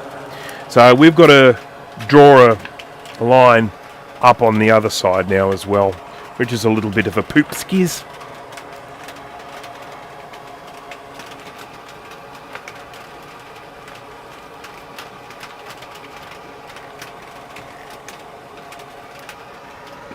Oh, is Bruce doing laundry? No, if you're wondering about the noise, there are a few issues at the moment. First of all, it's raining, and then I also have a fume extractor on. I can get closer to it if you like. And that is the reason why... What happened to it? Where'd it go? Oh, it's in the scope view. On my scope view, you can see I have this here. And that is an air quality reading, measury, whoozy fudge thing. And I've got that there so we can see when I'm soldering just how effective this fume extractor is and keeping me safe and healthy. Which we all want. We all want to be safe and healthy. Okay, so there's that one. There. So that's got to go through there. I will place a little bit of solder and flux and things and stuff and things there.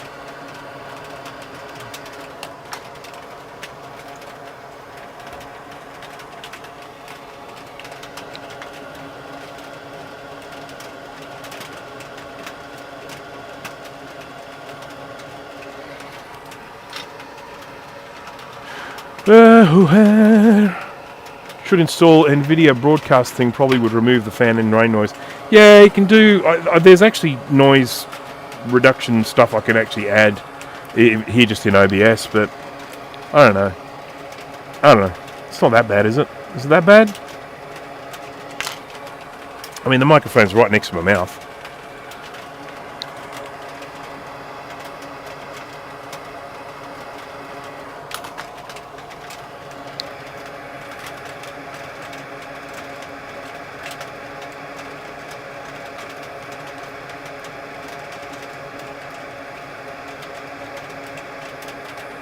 There we go. Okay. We've had to make a little addition to that trace, but that's okay. And then I have to run this one. This is pin 35, and this needs to go up to pin 2 of the video ROM. Pin 2 of the video ROM, which is that one there. 1, 2, 1, 2. And I'll just check and confirm that.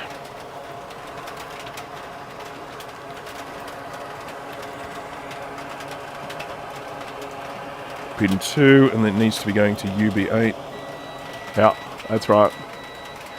To UB8, it's pin 3. 1, 2. Yeah. Alright. So, I said so again. Look, I'm doing all the so's.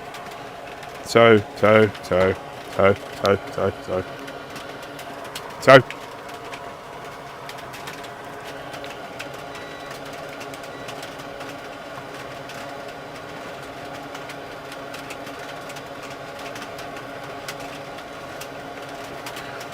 Alright, we got to go.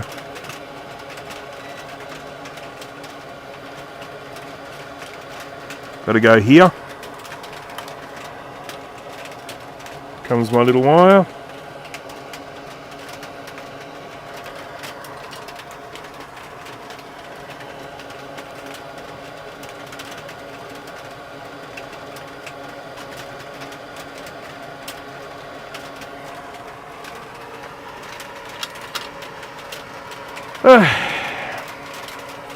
Oh, that's right. I remember Steve was working on a switch, and he ended up having a USB-C connector or something that had 2 rows of pins, one under the other. So it was like a real pain to try and solder it on. Did you ever end up getting that done, Steve?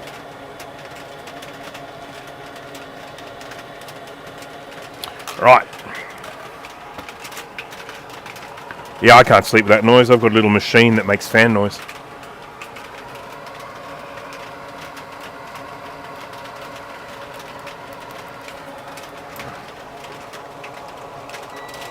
There is one thing about this multimeter which I have an issue with, which I will point out in my review, but it's a relatively minor one, I suppose.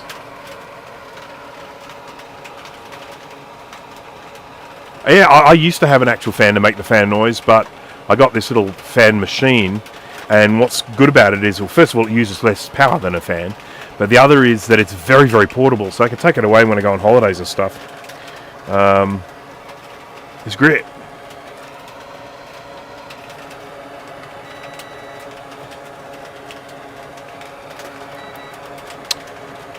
This one is now, we're checking pin 35. 31, 32, is it 35? Yep. 32, 33, 34, 35, pin 35, and we want to go to 2. Thank you. And we want to go to 3 up here. Excellent! Ha ha ha ha ha!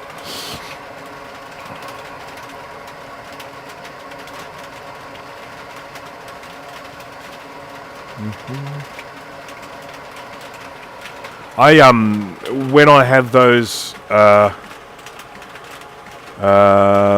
sewing machine, hey, boom, boom. When it comes to those USB sockets that need to be soldered for with 2 rows, what I usually do with those is I heat them from underneath. So place some solder onto the pins, plenty of flux, put the component on top, and then use the hot air station to blow heat from underneath, which then makes the board hot, will then melt the solder, and then the flux will help the thing. It just settle down a position. You might need to just do a little bit of positioning to get the position right, but that's what I do.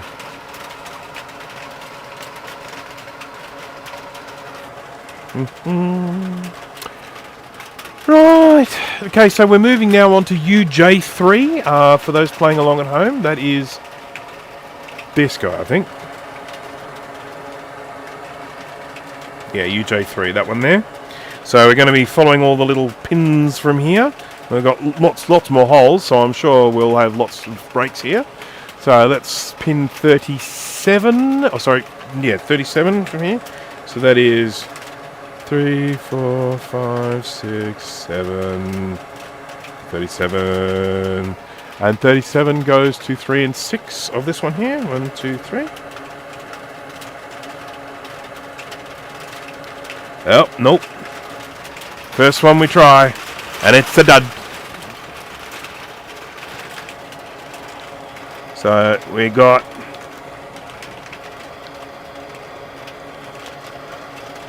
3 and 6. 1, 2, 3. Travel along here. Zippy, zippy, zippy, zippy, zippy, zippy, break.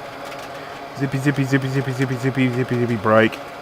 Zippy, zippy, zippy, zippy, zippy, hole. Let's do this one. Without any further ado.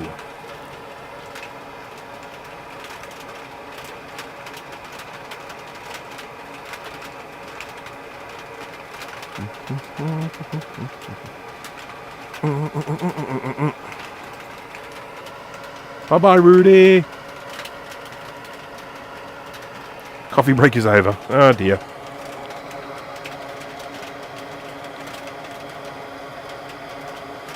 I may as well do this one first, because again, just in the location, the position, the location, position, location.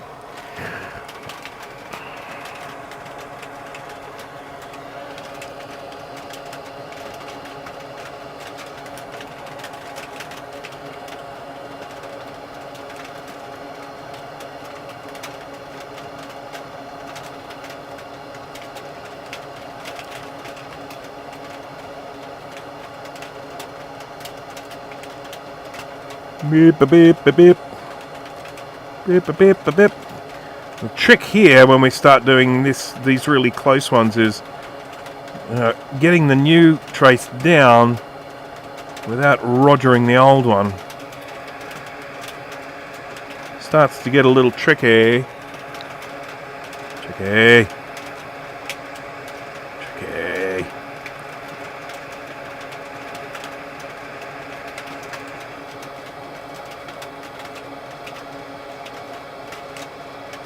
We're not soldering there. Get a little bit more flux. Styriflux. That's my flux.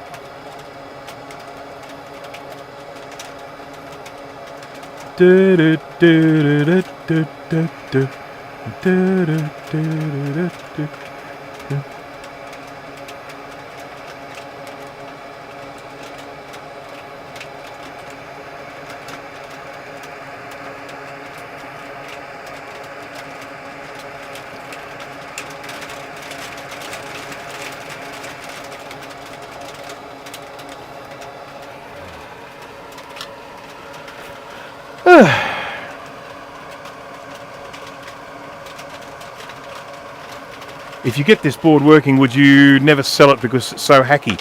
I'd sign it. I'd sign it and then put it in a frame. No, this isn't my board. This actually belongs to someone else. So if I fix it, I'll probably have to give it back to them.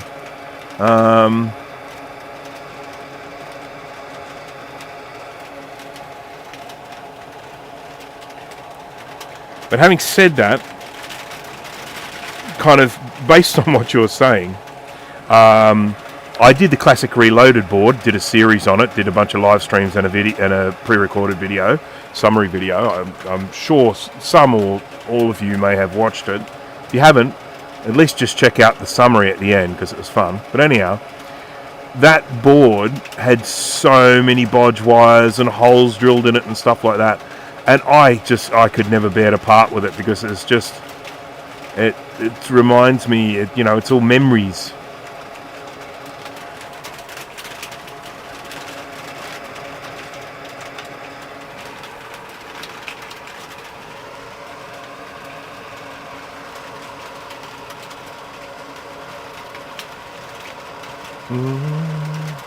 How do you get power to your shed?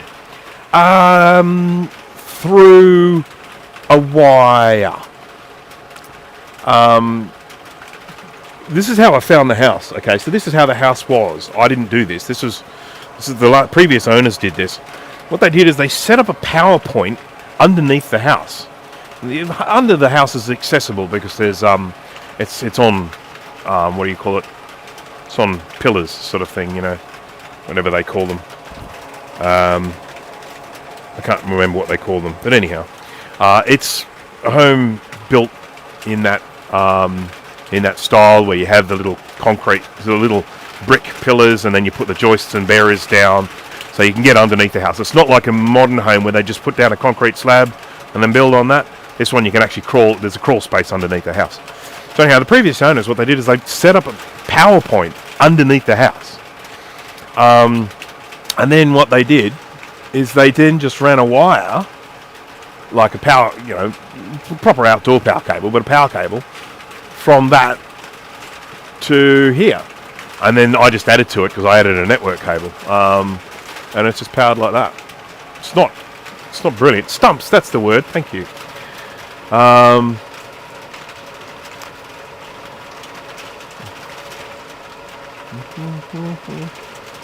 So the shed is powered by a bodge wire. Pretty much, yeah. Pretty much.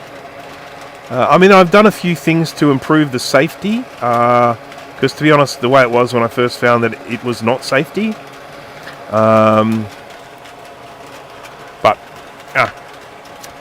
Now we're going to see if this little wire that I've just done here, I did actually attach it to copper, so it might be fixed. So this one was going to... Oh, I've got to fix the end here. I didn't do the end proper.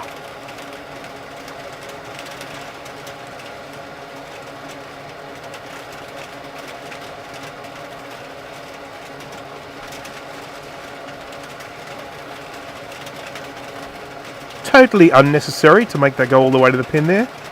It does give it a sense of finality, doesn't it? Yeah. Okay, so that's pin 2 of UJ3, so that's 38.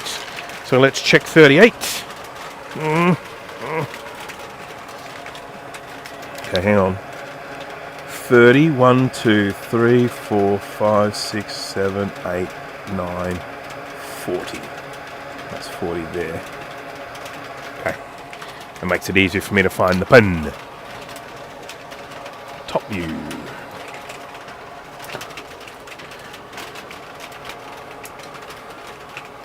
I've got one chicken right here, and she is as wet as anything. Where have you been hiding? And why haven't you been staying dry? So we'll have a look here at the chooks. There you can see there's one just sitting there, and I can see in the other coop there are a couple sitting there. If you are wondering why it's in black and white, it's because it's so dark outside, because it's so cloudy, and it's winter and everything. It's actually switched over into the infrared mode, which is quite extraordinary because it's only 2:30 in the afternoon. All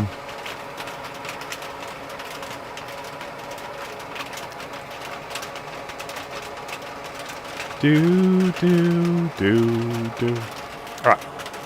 So there's 40, 39, 38, 40, 39, 38, 38, and this one should be going to pin 2 of this. Yay! And it should be going to pin 44 of the glue chip. Oh, crap. Where the hell is 44? Look how big the bloody glue chip is. I'm just going to run along the side. Hey! Yay! We got continuity of the glue chip as well. It's nice. It's nice. I like it. So I don't need to do any more work to this one. I don't have to send him anywhere else on the board. He can terminate right there. You can't see that because I didn't show you the microscope view. Hello. Would you like some food? I'm going to give this chicken some food. You know, don't you? Ah. Well. Crap. Microphone. Oh. Okay, sorry about that. That probably made a lot of noise. Got any kookaburras locally? Yeah. They're not here all the time, but we do hear them every now and again. They didn't used to be this far out, but through sort of removing their natural habitat, they've sort of find themselves forced into residential areas. But yeah, we definitely do get them here. You find them more around areas with water because they are a kingfisher. So they do fish. They dive down and get fish out of the water. So, for example, there's a park that I quite regularly go to that has a river running through it. Lots of kookaburras down there. We get lots and lots of sulphur-crested cockatoos, corellas, galahs, ibis. That's the Australian white ibis. Get a lot of just the more common ones, things like ravens, currawongs, magpies. Get Australian noisy minor birds. Get rainbow lorikeets. Lots of rainbow lorikeets. They are beautiful.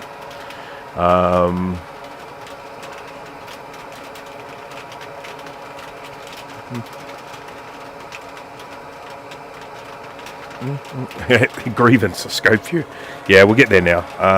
Okay, so that's that one. Now I've got another trace repair to do, so we'll change over there.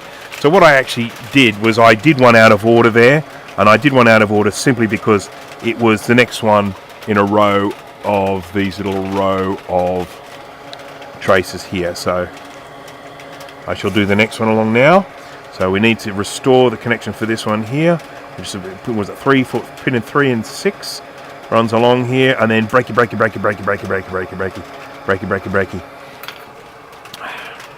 Max is here. Hello, Max. This is your board. Boo, boo, boo, boo. Boo, boo, boo, boo, boo. Do, do, do. Running around my neck of the woods. Yeah, it's I mean, look, I can't complain about the weather because we've actually had an incredible run of very fine weather. It gets a little bit cold when the weather is fine because there's no cloud cover, so it gets quite cold at night. We were getting down to about 6 degrees C. And winter's only just started, so I mean, I know that that's not mega cold, but that's enough. If you don't have some good blankets, 6 degrees, you're going to feel it. Wake up in the morning, come out in the house, 6 degrees. No, thank you. But it was much milder since this this cloud came over yesterday.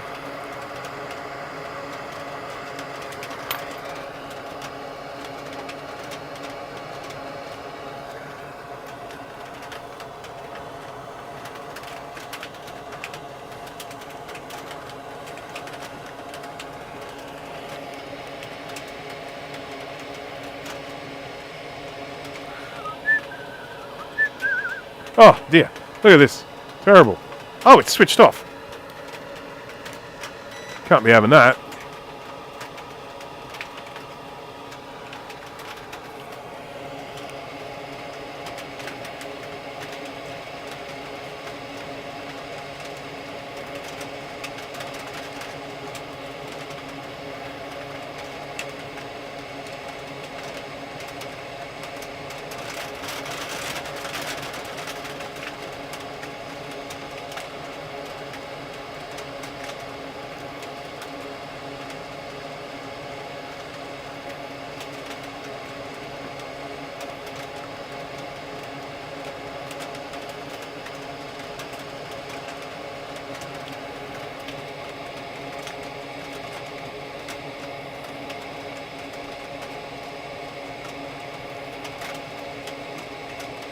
There we go. Do do do do do.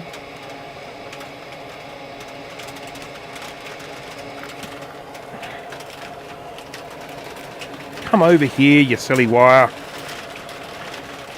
This way.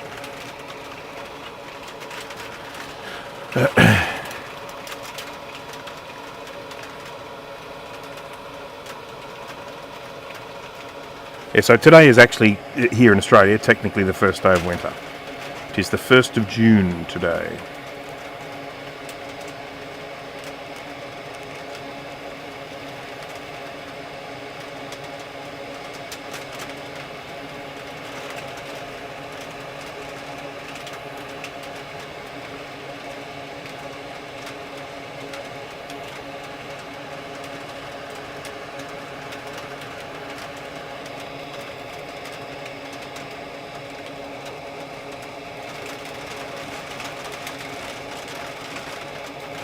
I need some more solder.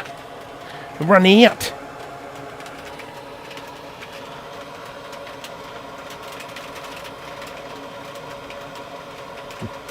Thank you, thank you. I'm using the force for this.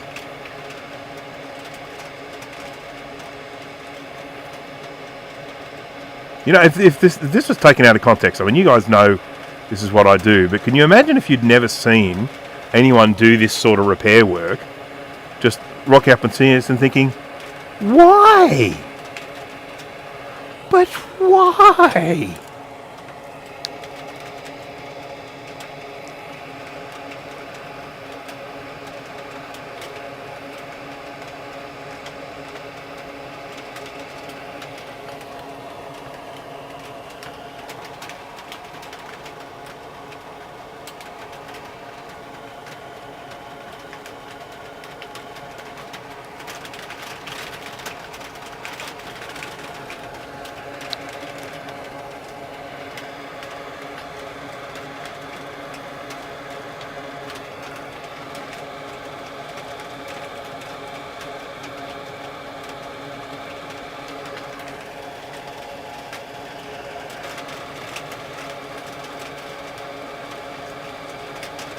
Now, here's the trick with this one.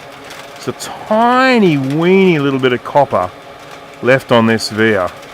But does it have a connection through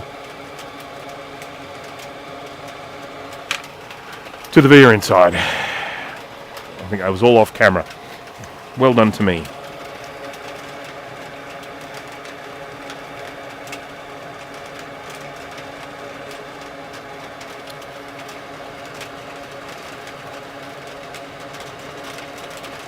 Right.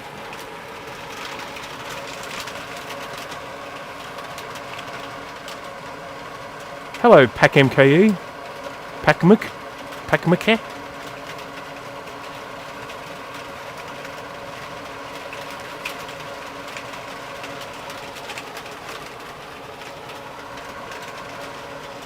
Can you imagine going 3 days straight?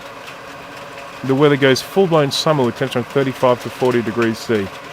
Well, that's probably not going to happen here. Is that something that has happened? Oh, I'm feeling good about this one. There's quite a bit of copper on the bottom.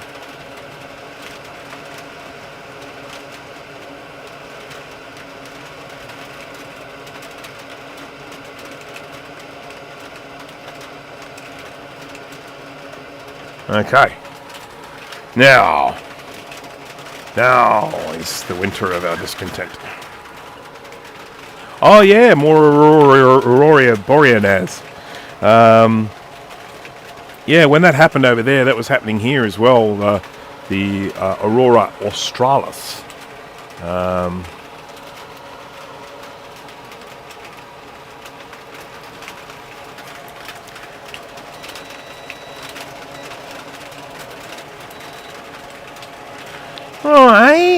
Alright, we probably should change camera for this bit.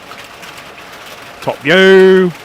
And we are going to do, this is pin 3 and 6. This is going to 37. So there's 40, 39, 38, 37, 37 to pin 3. Was it this one? This one. Hey, look at that. That's nice. And then we've got pin 45 of the glue chip. That's up here somewhere. Yep. Yay! So, for people who may or may not be aware of this, the sun flips its magnetic poles once every, I think it is 11 years. So we're going into a nice little science lesson now. And during that flipping time, there's a lot of solar activity, and that's where you get lots of the coronal mass ejections and sunspots and all that, and that's when you then end up with a lot of that being shot towards Earth, and then that reacts with the Earth's magnetic field to create the aurora. And the sun is very active at the moment because it's at that stage. So if you were to get a telescope up there with the right equipment for looking at the sun, you would actually see a lot of sunspots on there at the moment. Whereas at other times, in between that 11-year cycle, you can see none.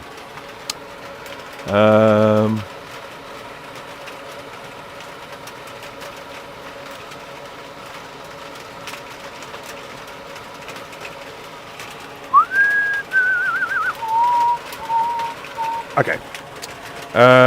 What did I do? I just trimmed that. We're all good with that one. We can move on. Next one is pin 39, goes to 10 and 13. So here's 39. 39. And he's going to 10 and 13 over here. So 9, 10. No. Not a sausage. Not a sausage.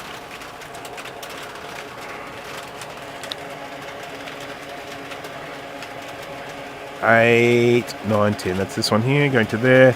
He travels up here, and I wonder why he's not going anywhere.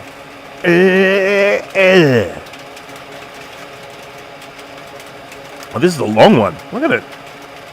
She's snaking all over the place. It goes all the way down to here. Oh, you're not even looking. Sorry, people. I'm getting worse as I go along. This might have to be the last one, because this is going to take me bloody ages. He goes from here all the way up here.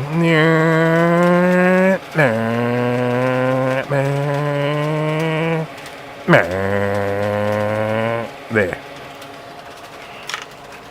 Loopy.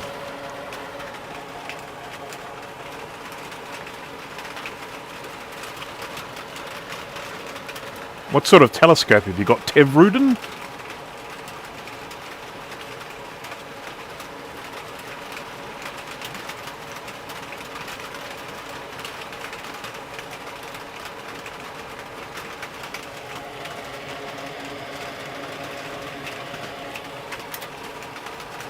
How's my mic battery going? It's a good question.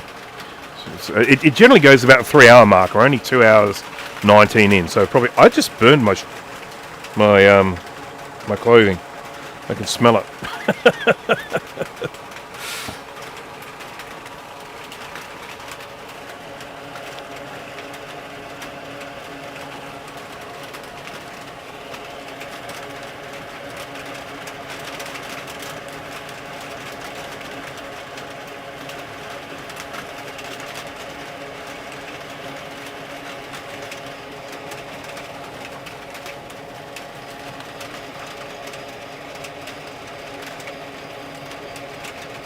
Look at all these holes under here. I mean, all of them need to be done.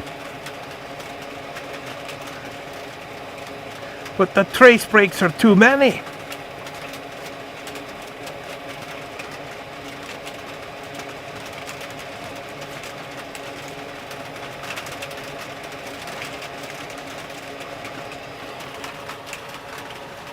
Oh, is it? Is the mic up? Let me fix that.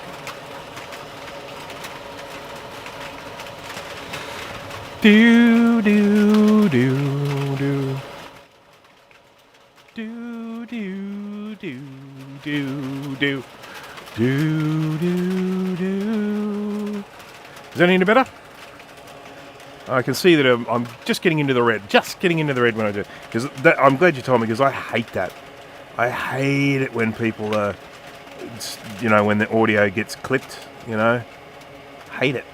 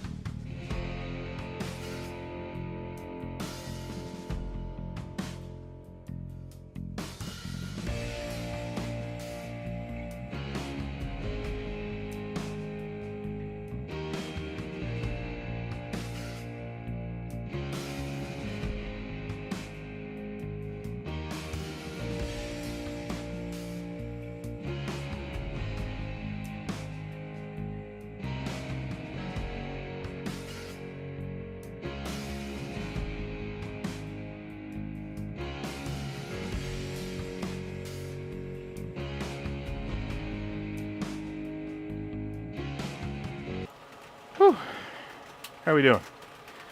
One of the mics is louder than the other one, so if this one starts getting a little bit quiet, let me know and I'll just pick the gain up. Sorry about this. But so much for the 3 hour. Yeah, well, that's the one. The one I was using was the one with the puffy battery inside, so it's probably starting to, you know, lose its efficacy.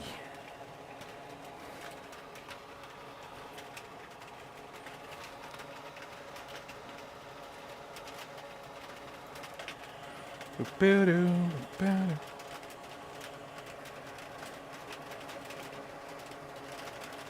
really should have done this bit with the microscope. Yeah.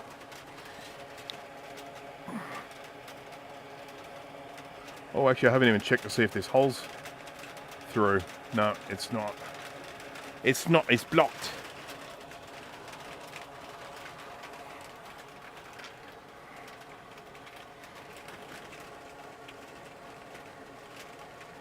One, two, three, four. And then 2. And it is the one on the left.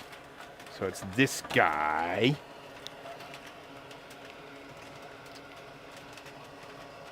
It's wet outside.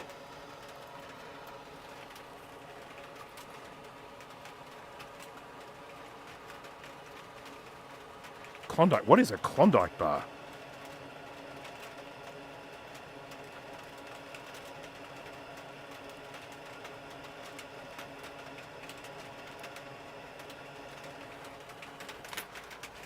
I can say with a fair degree of certainty that is not something we have in these parts. Ha ha ha. Ha ha ha ha.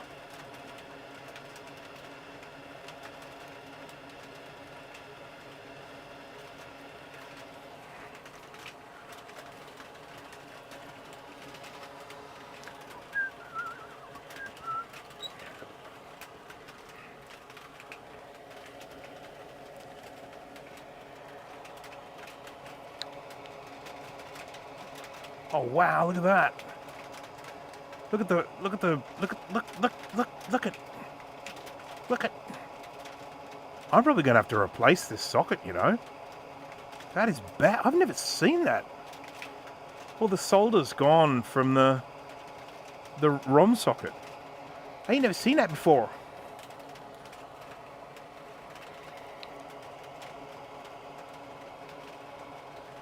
Oh, look at that.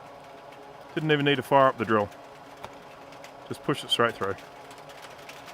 Just powdery muck.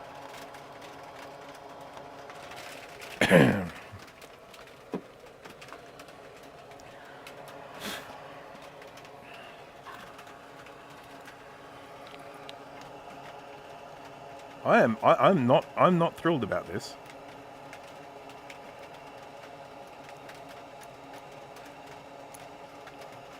Really unthrilled.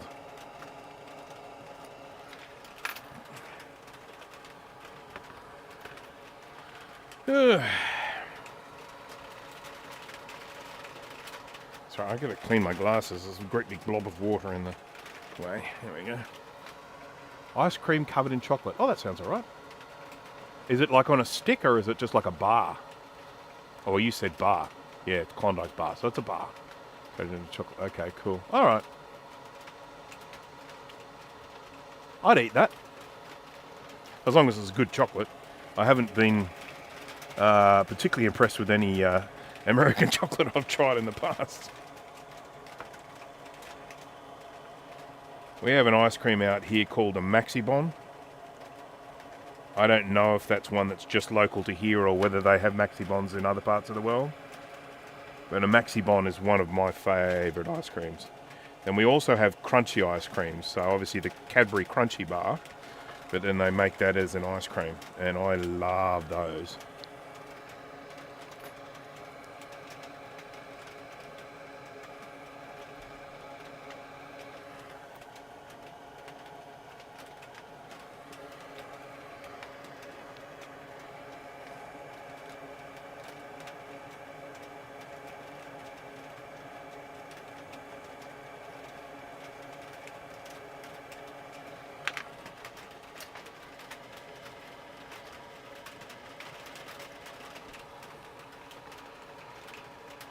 Yeah, I've tried Hershey's before. I just thought I was eating a candle.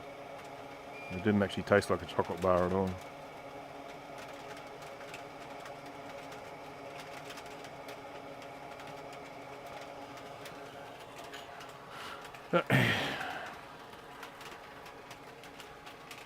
Chocolate type substance. Grew up on Cadbury, so I know what you mean, get what you mean. Yeah, the Cadbury. So Cadbury, is my understanding that Cadbury is just owned by Hershey's in the US. Or Cadbury products are made by Hershey's in the US. Here we actually have an Australian Cadbury factory, and I got to tell you, I bloody love Cadbury chocolate. That is my favouriteest chocolate. They mess with stuff sometimes. Like there'll be something that, you know, you've been getting it a particular way, and then all of a sudden they go, oh no, we're going to do it differently now. And then you go, just leave it, you sons of bitches.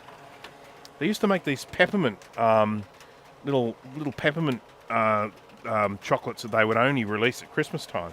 And then they changed them, and they're shit now.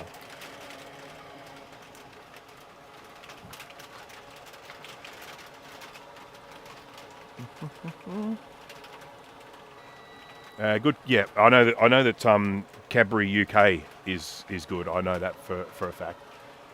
The UK, the chocolate coming out of the UK factory, I know that is good.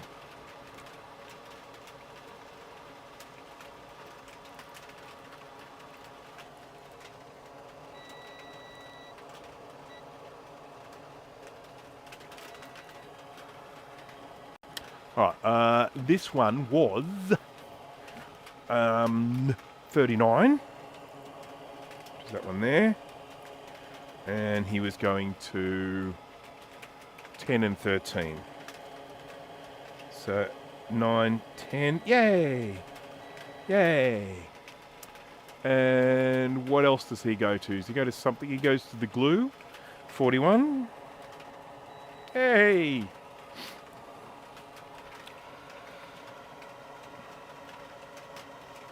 So here's a question for you. Toblerone. I know you guys would have Toblerone in the US. The Toblerone that you have over there, is that fully imported, or are they manufacturing Toblerone in that country?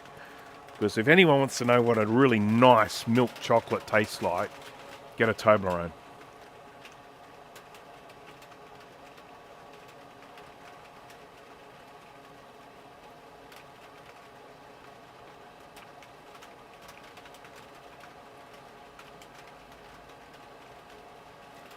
Patrick Pitts, I'm out of homemade hooch. Well, that's... the whole purpose of making it homemade is so that you never run out.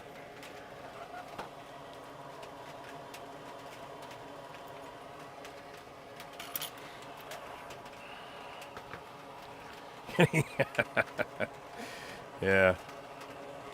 All right, so this is going to be the last one I do. So this is going to be the last one for the live stream, the last one here, and it is the 4th of the RAM Mux chips.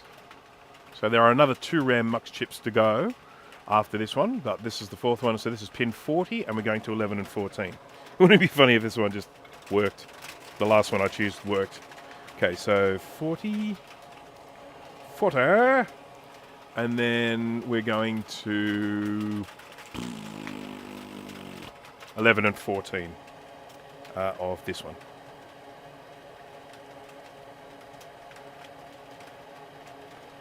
It doesn't work, surprisingly. If you want real chocolate, you need to go to Switzerland. Yeah, I get that. Someone did send me a care package with Swiss chocolate, and it was pretty darn fine. Having said that, being raised on Cadbury, I still love Cadbury.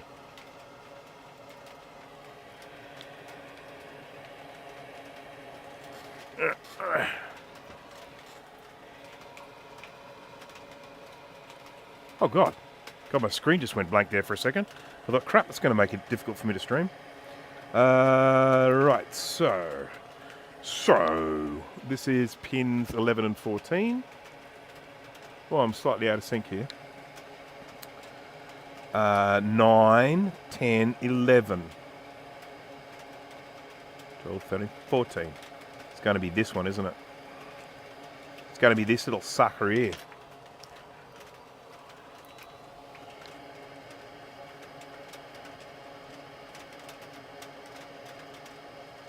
No, this one. Yeah, that's the one. That's the one, people.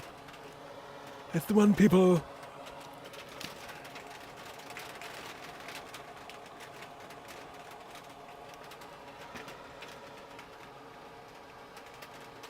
I used to make my own beer many moons ago. That was good fun, and I'll never forget the just wonderful feeling of satisfaction I had the first time I got drunk on my own beer. I'm like, oh my god, I'm drunk. How cool's that?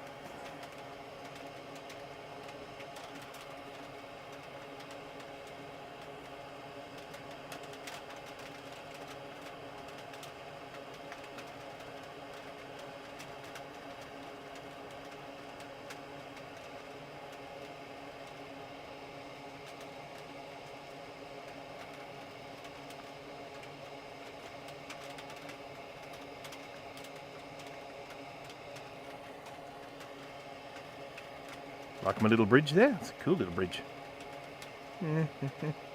Oh, my focus is a bit potato, isn't it?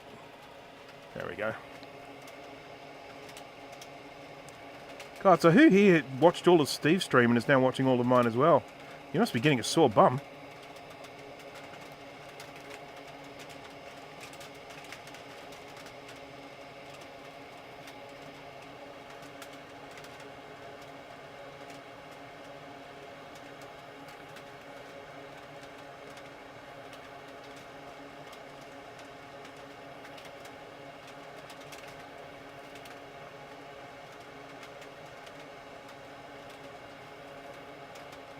Sacrifices we make for vintage Mac repair. There we go. Look at that. Look at it.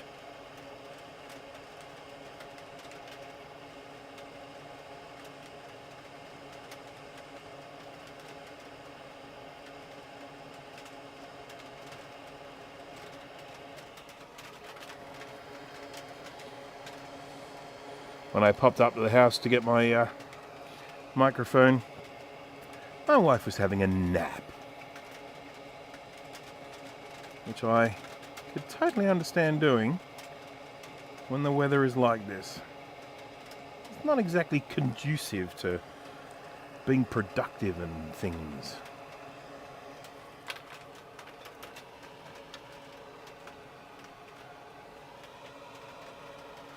Yes, I guess I will hit 100,000 eventually. It might be a while. I mean, depending on what I do in terms of content release and stuff. But it'll be quite something else, I can tell you. I'd love to get the little plaque thing.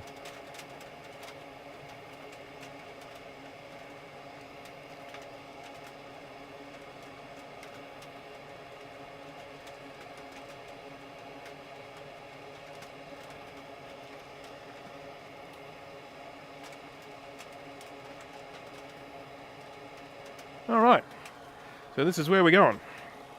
I had no idea where we were going with this trace. I was just following it along and it's like, okay, finishes here. It's a long one. Alright, that hole goes all the way through, so that's nice.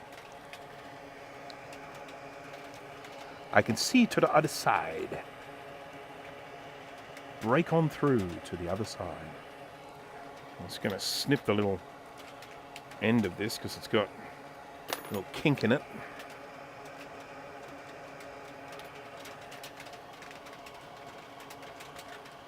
Break on through to the other side.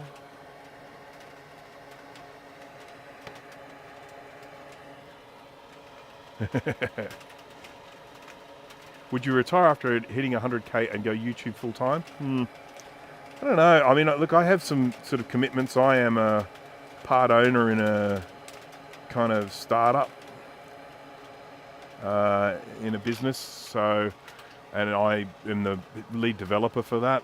And for that reason, I sort of have a level of commitment to that project. If that goes gangbusters, and then I end up, they sell the business, and then I end up getting a huge wad of money, or at least a share in a huge wad of money. That'd be nice. And then I'd go full-time YouTube regardless of how many subs I had. Look, I'll be honest. I would quite happily, if the opportunity was there, I would quite happily go full-time YouTube. And I'll tell you why. It's something that you can do where you utilize so many different skills that it's very, very rewarding. You know, if you're going to be doing, if you're going to be having a decent crack at YouTubing, you need to be able to write well. You need to be able to video, you know, so you've got to learn a lot of videography techniques, lighting, editing, storytelling. And then, of course, you've got to have something that you're actually vlogging. So, you know, what are you doing? Are you teaching people things? Are you researching things? You know, what is it that you're actually going to be doing? And it's, to me, it's a very rewarding and very diverse in the things, you know, the things that you do. And I really enjoy it. When I'm making a video, the biggest issue I have with making videos at the moment is time restrictions.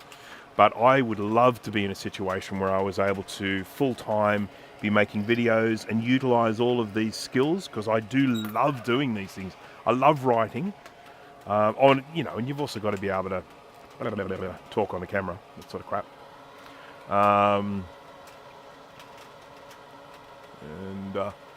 Yeah, I mean, look, I've got a very significant investment in it already, in terms of, I actually just bought another light the other day. I'm trying it out. If I like it, I'll buy a second one. But I bought a studio light, yeah, I've, you know, things like cameras and microphones. I mean, because I did some video production at my last job, and so, and then when I left, I was utilizing some of those skills for other companies, you know, when I started my own business. So I went and bought a lot of that stuff myself, and I invested heavily in microphones and in cameras and stuff. And so I had all that equipment. So when I actually started doing YouTube, I kind of had a lot of the tools already. I already had studio lights, even though they were cheap ones, but they still work. I already had studio lights. I already had, you know, sort of a good video camera. I already had XLR microphones. You know, there were lots and lots of things that I already had. So it was like, oh, well, you know, may as well be using them. But now I buy stuff specifically for the channel, and it's justified. I mean, a lot of the videos that I've got provide, you know, pretty significant advertising revenue, and so it makes sense that the money I make from that I invest back into the channel, make things better. I don't like filming things. I film B-roll with the phone. The phone is really, really handy when you want it, just a little bit of footage that you need to chuck it. So I might be doing a video and I'm like, hi there, my name's Bruce from Breakers Creations, and then I will talk about something. I'll say, you know, when you're working with this, la-di-da-di-da-di-da. And then I look at it and I think, oh, I'm just talking for too long. I need something to break it up. And so I might be talking about something. I'll go film something till I can overlay while I'm talking. That's referred to as B-roll. And I use my phone for that all the time because it's just so convenient. When I'm shooting the serious stuff, I use the proper video camera. But for just little bits of B-roll that I need to tuck in here and there, and I often use it for unboxings as well, because I can hang it directly above my table very easily without, you know, I don't actually have a proper unit for hanging a camera, because you can buy things that clamp onto a desk and have a thing that comes over the top and you can hang a camera from it. And I don't have anything like that, so I just use a selfie stick attached to a tripod with my phone, so I can do unboxings with my phone.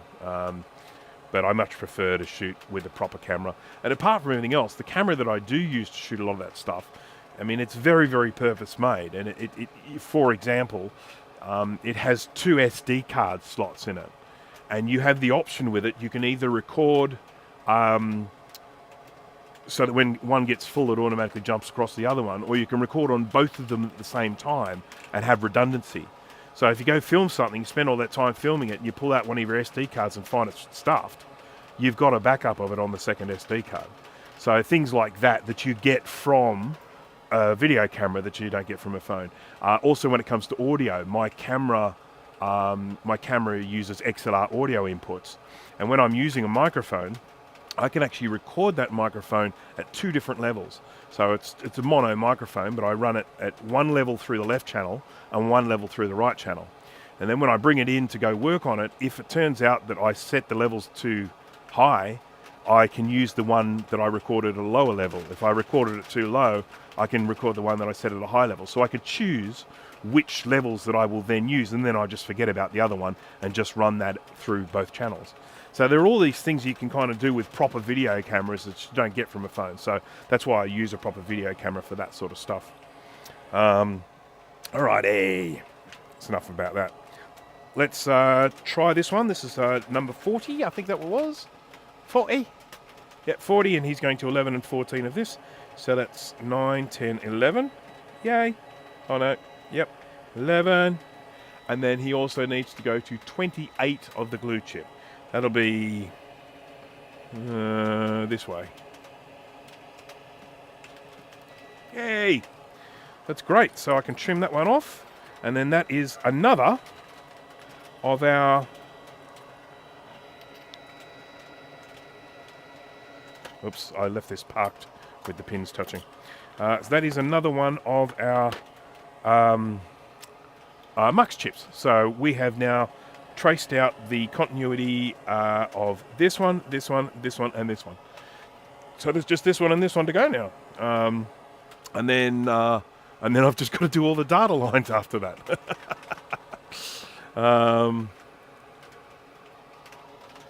Okay, just going to check all the chat here. Just go back onto this one now. You rebel scum. Good night.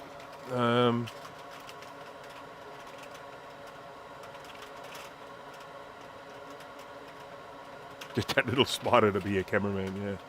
You're in Australia. Did the Commodore PET make it there back in the day? Yes. Yes, it did. I think it was too expensive. It was way beyond my price range. But I do remember and there are PETs that come up here for sale, fairly regularly. If they had not been sold out here, they would be a lot rarer. But look, they're rare and they're expensive, but they do pop up here quite a bit. Are you keeping up with the Commodore? Because the Commodore is keeping up with you. That is Australia's contribution to the advertising zeitgeist. So I'm the equivalent of 1.5 adults' weight combined. Isn't it just, that's not overweight, it's under tall? Isn't that what Garfield used to say? PETs are very heavy. I love them. I love them because they have a real style about it. It's the same reason why I like Macintoshes. Macintoshes have a very unique look about them. Design was a very important part of the Macintosh product. And so when you go back and you look at an original Macintosh or a Mac Plus or an SE or something like that, there's a definite style about them. Look at you looking into the Quadras, Quadra 700, Quadra 900. Again, design was put into those, and that has made them sort of iconic. They're a wonderful collector's item because they capture a moment in history when computers used to look like that. And I would say the same about some of the PCs as well. Things like the very early IBMs, like the 5150 and that, they have a very unique look about them. And again, they're ones that I think are nice and good collectible sort of thing. And the Commodore PET is another one. And there was another one, and someone will know what this is. I can't remember what it was. And it might have only been sold here in Australia, but I think it might have been a Tandy computer, but I could be wrong. But it had faux wood on either side of it. I think it was a great big computer. I think it might have even had a built-in cassette deck, little tape player in there, and then it had faux wood on the sides. And I don't remember what it was, but I love those. I love those computers from a collectability point of view because they're iconic. And I've told this story many times, and I've told it on my live stream. So if you've heard this before, I apologise. But I have this book called The Osborne Guide to the Future. and it's a cute little book that, I don't know, it was probably made in the 80s, something like that. And in it, they just talk about the future, robotics, computers, the whole sort of thing. But of course, it's told from a perspective of a long time ago. And, a good 30, 40 years ago, something like that. And in it, when they're talking about computers, there's an illustration of the Commodore PET because it was futuristic.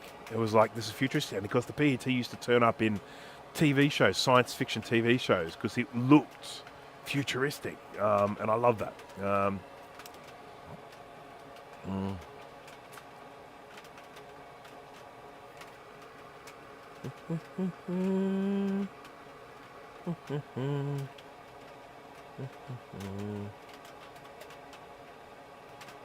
Another little computer that I have. Now, this is not as old by any means. This is one that I actually bought in the 1990s.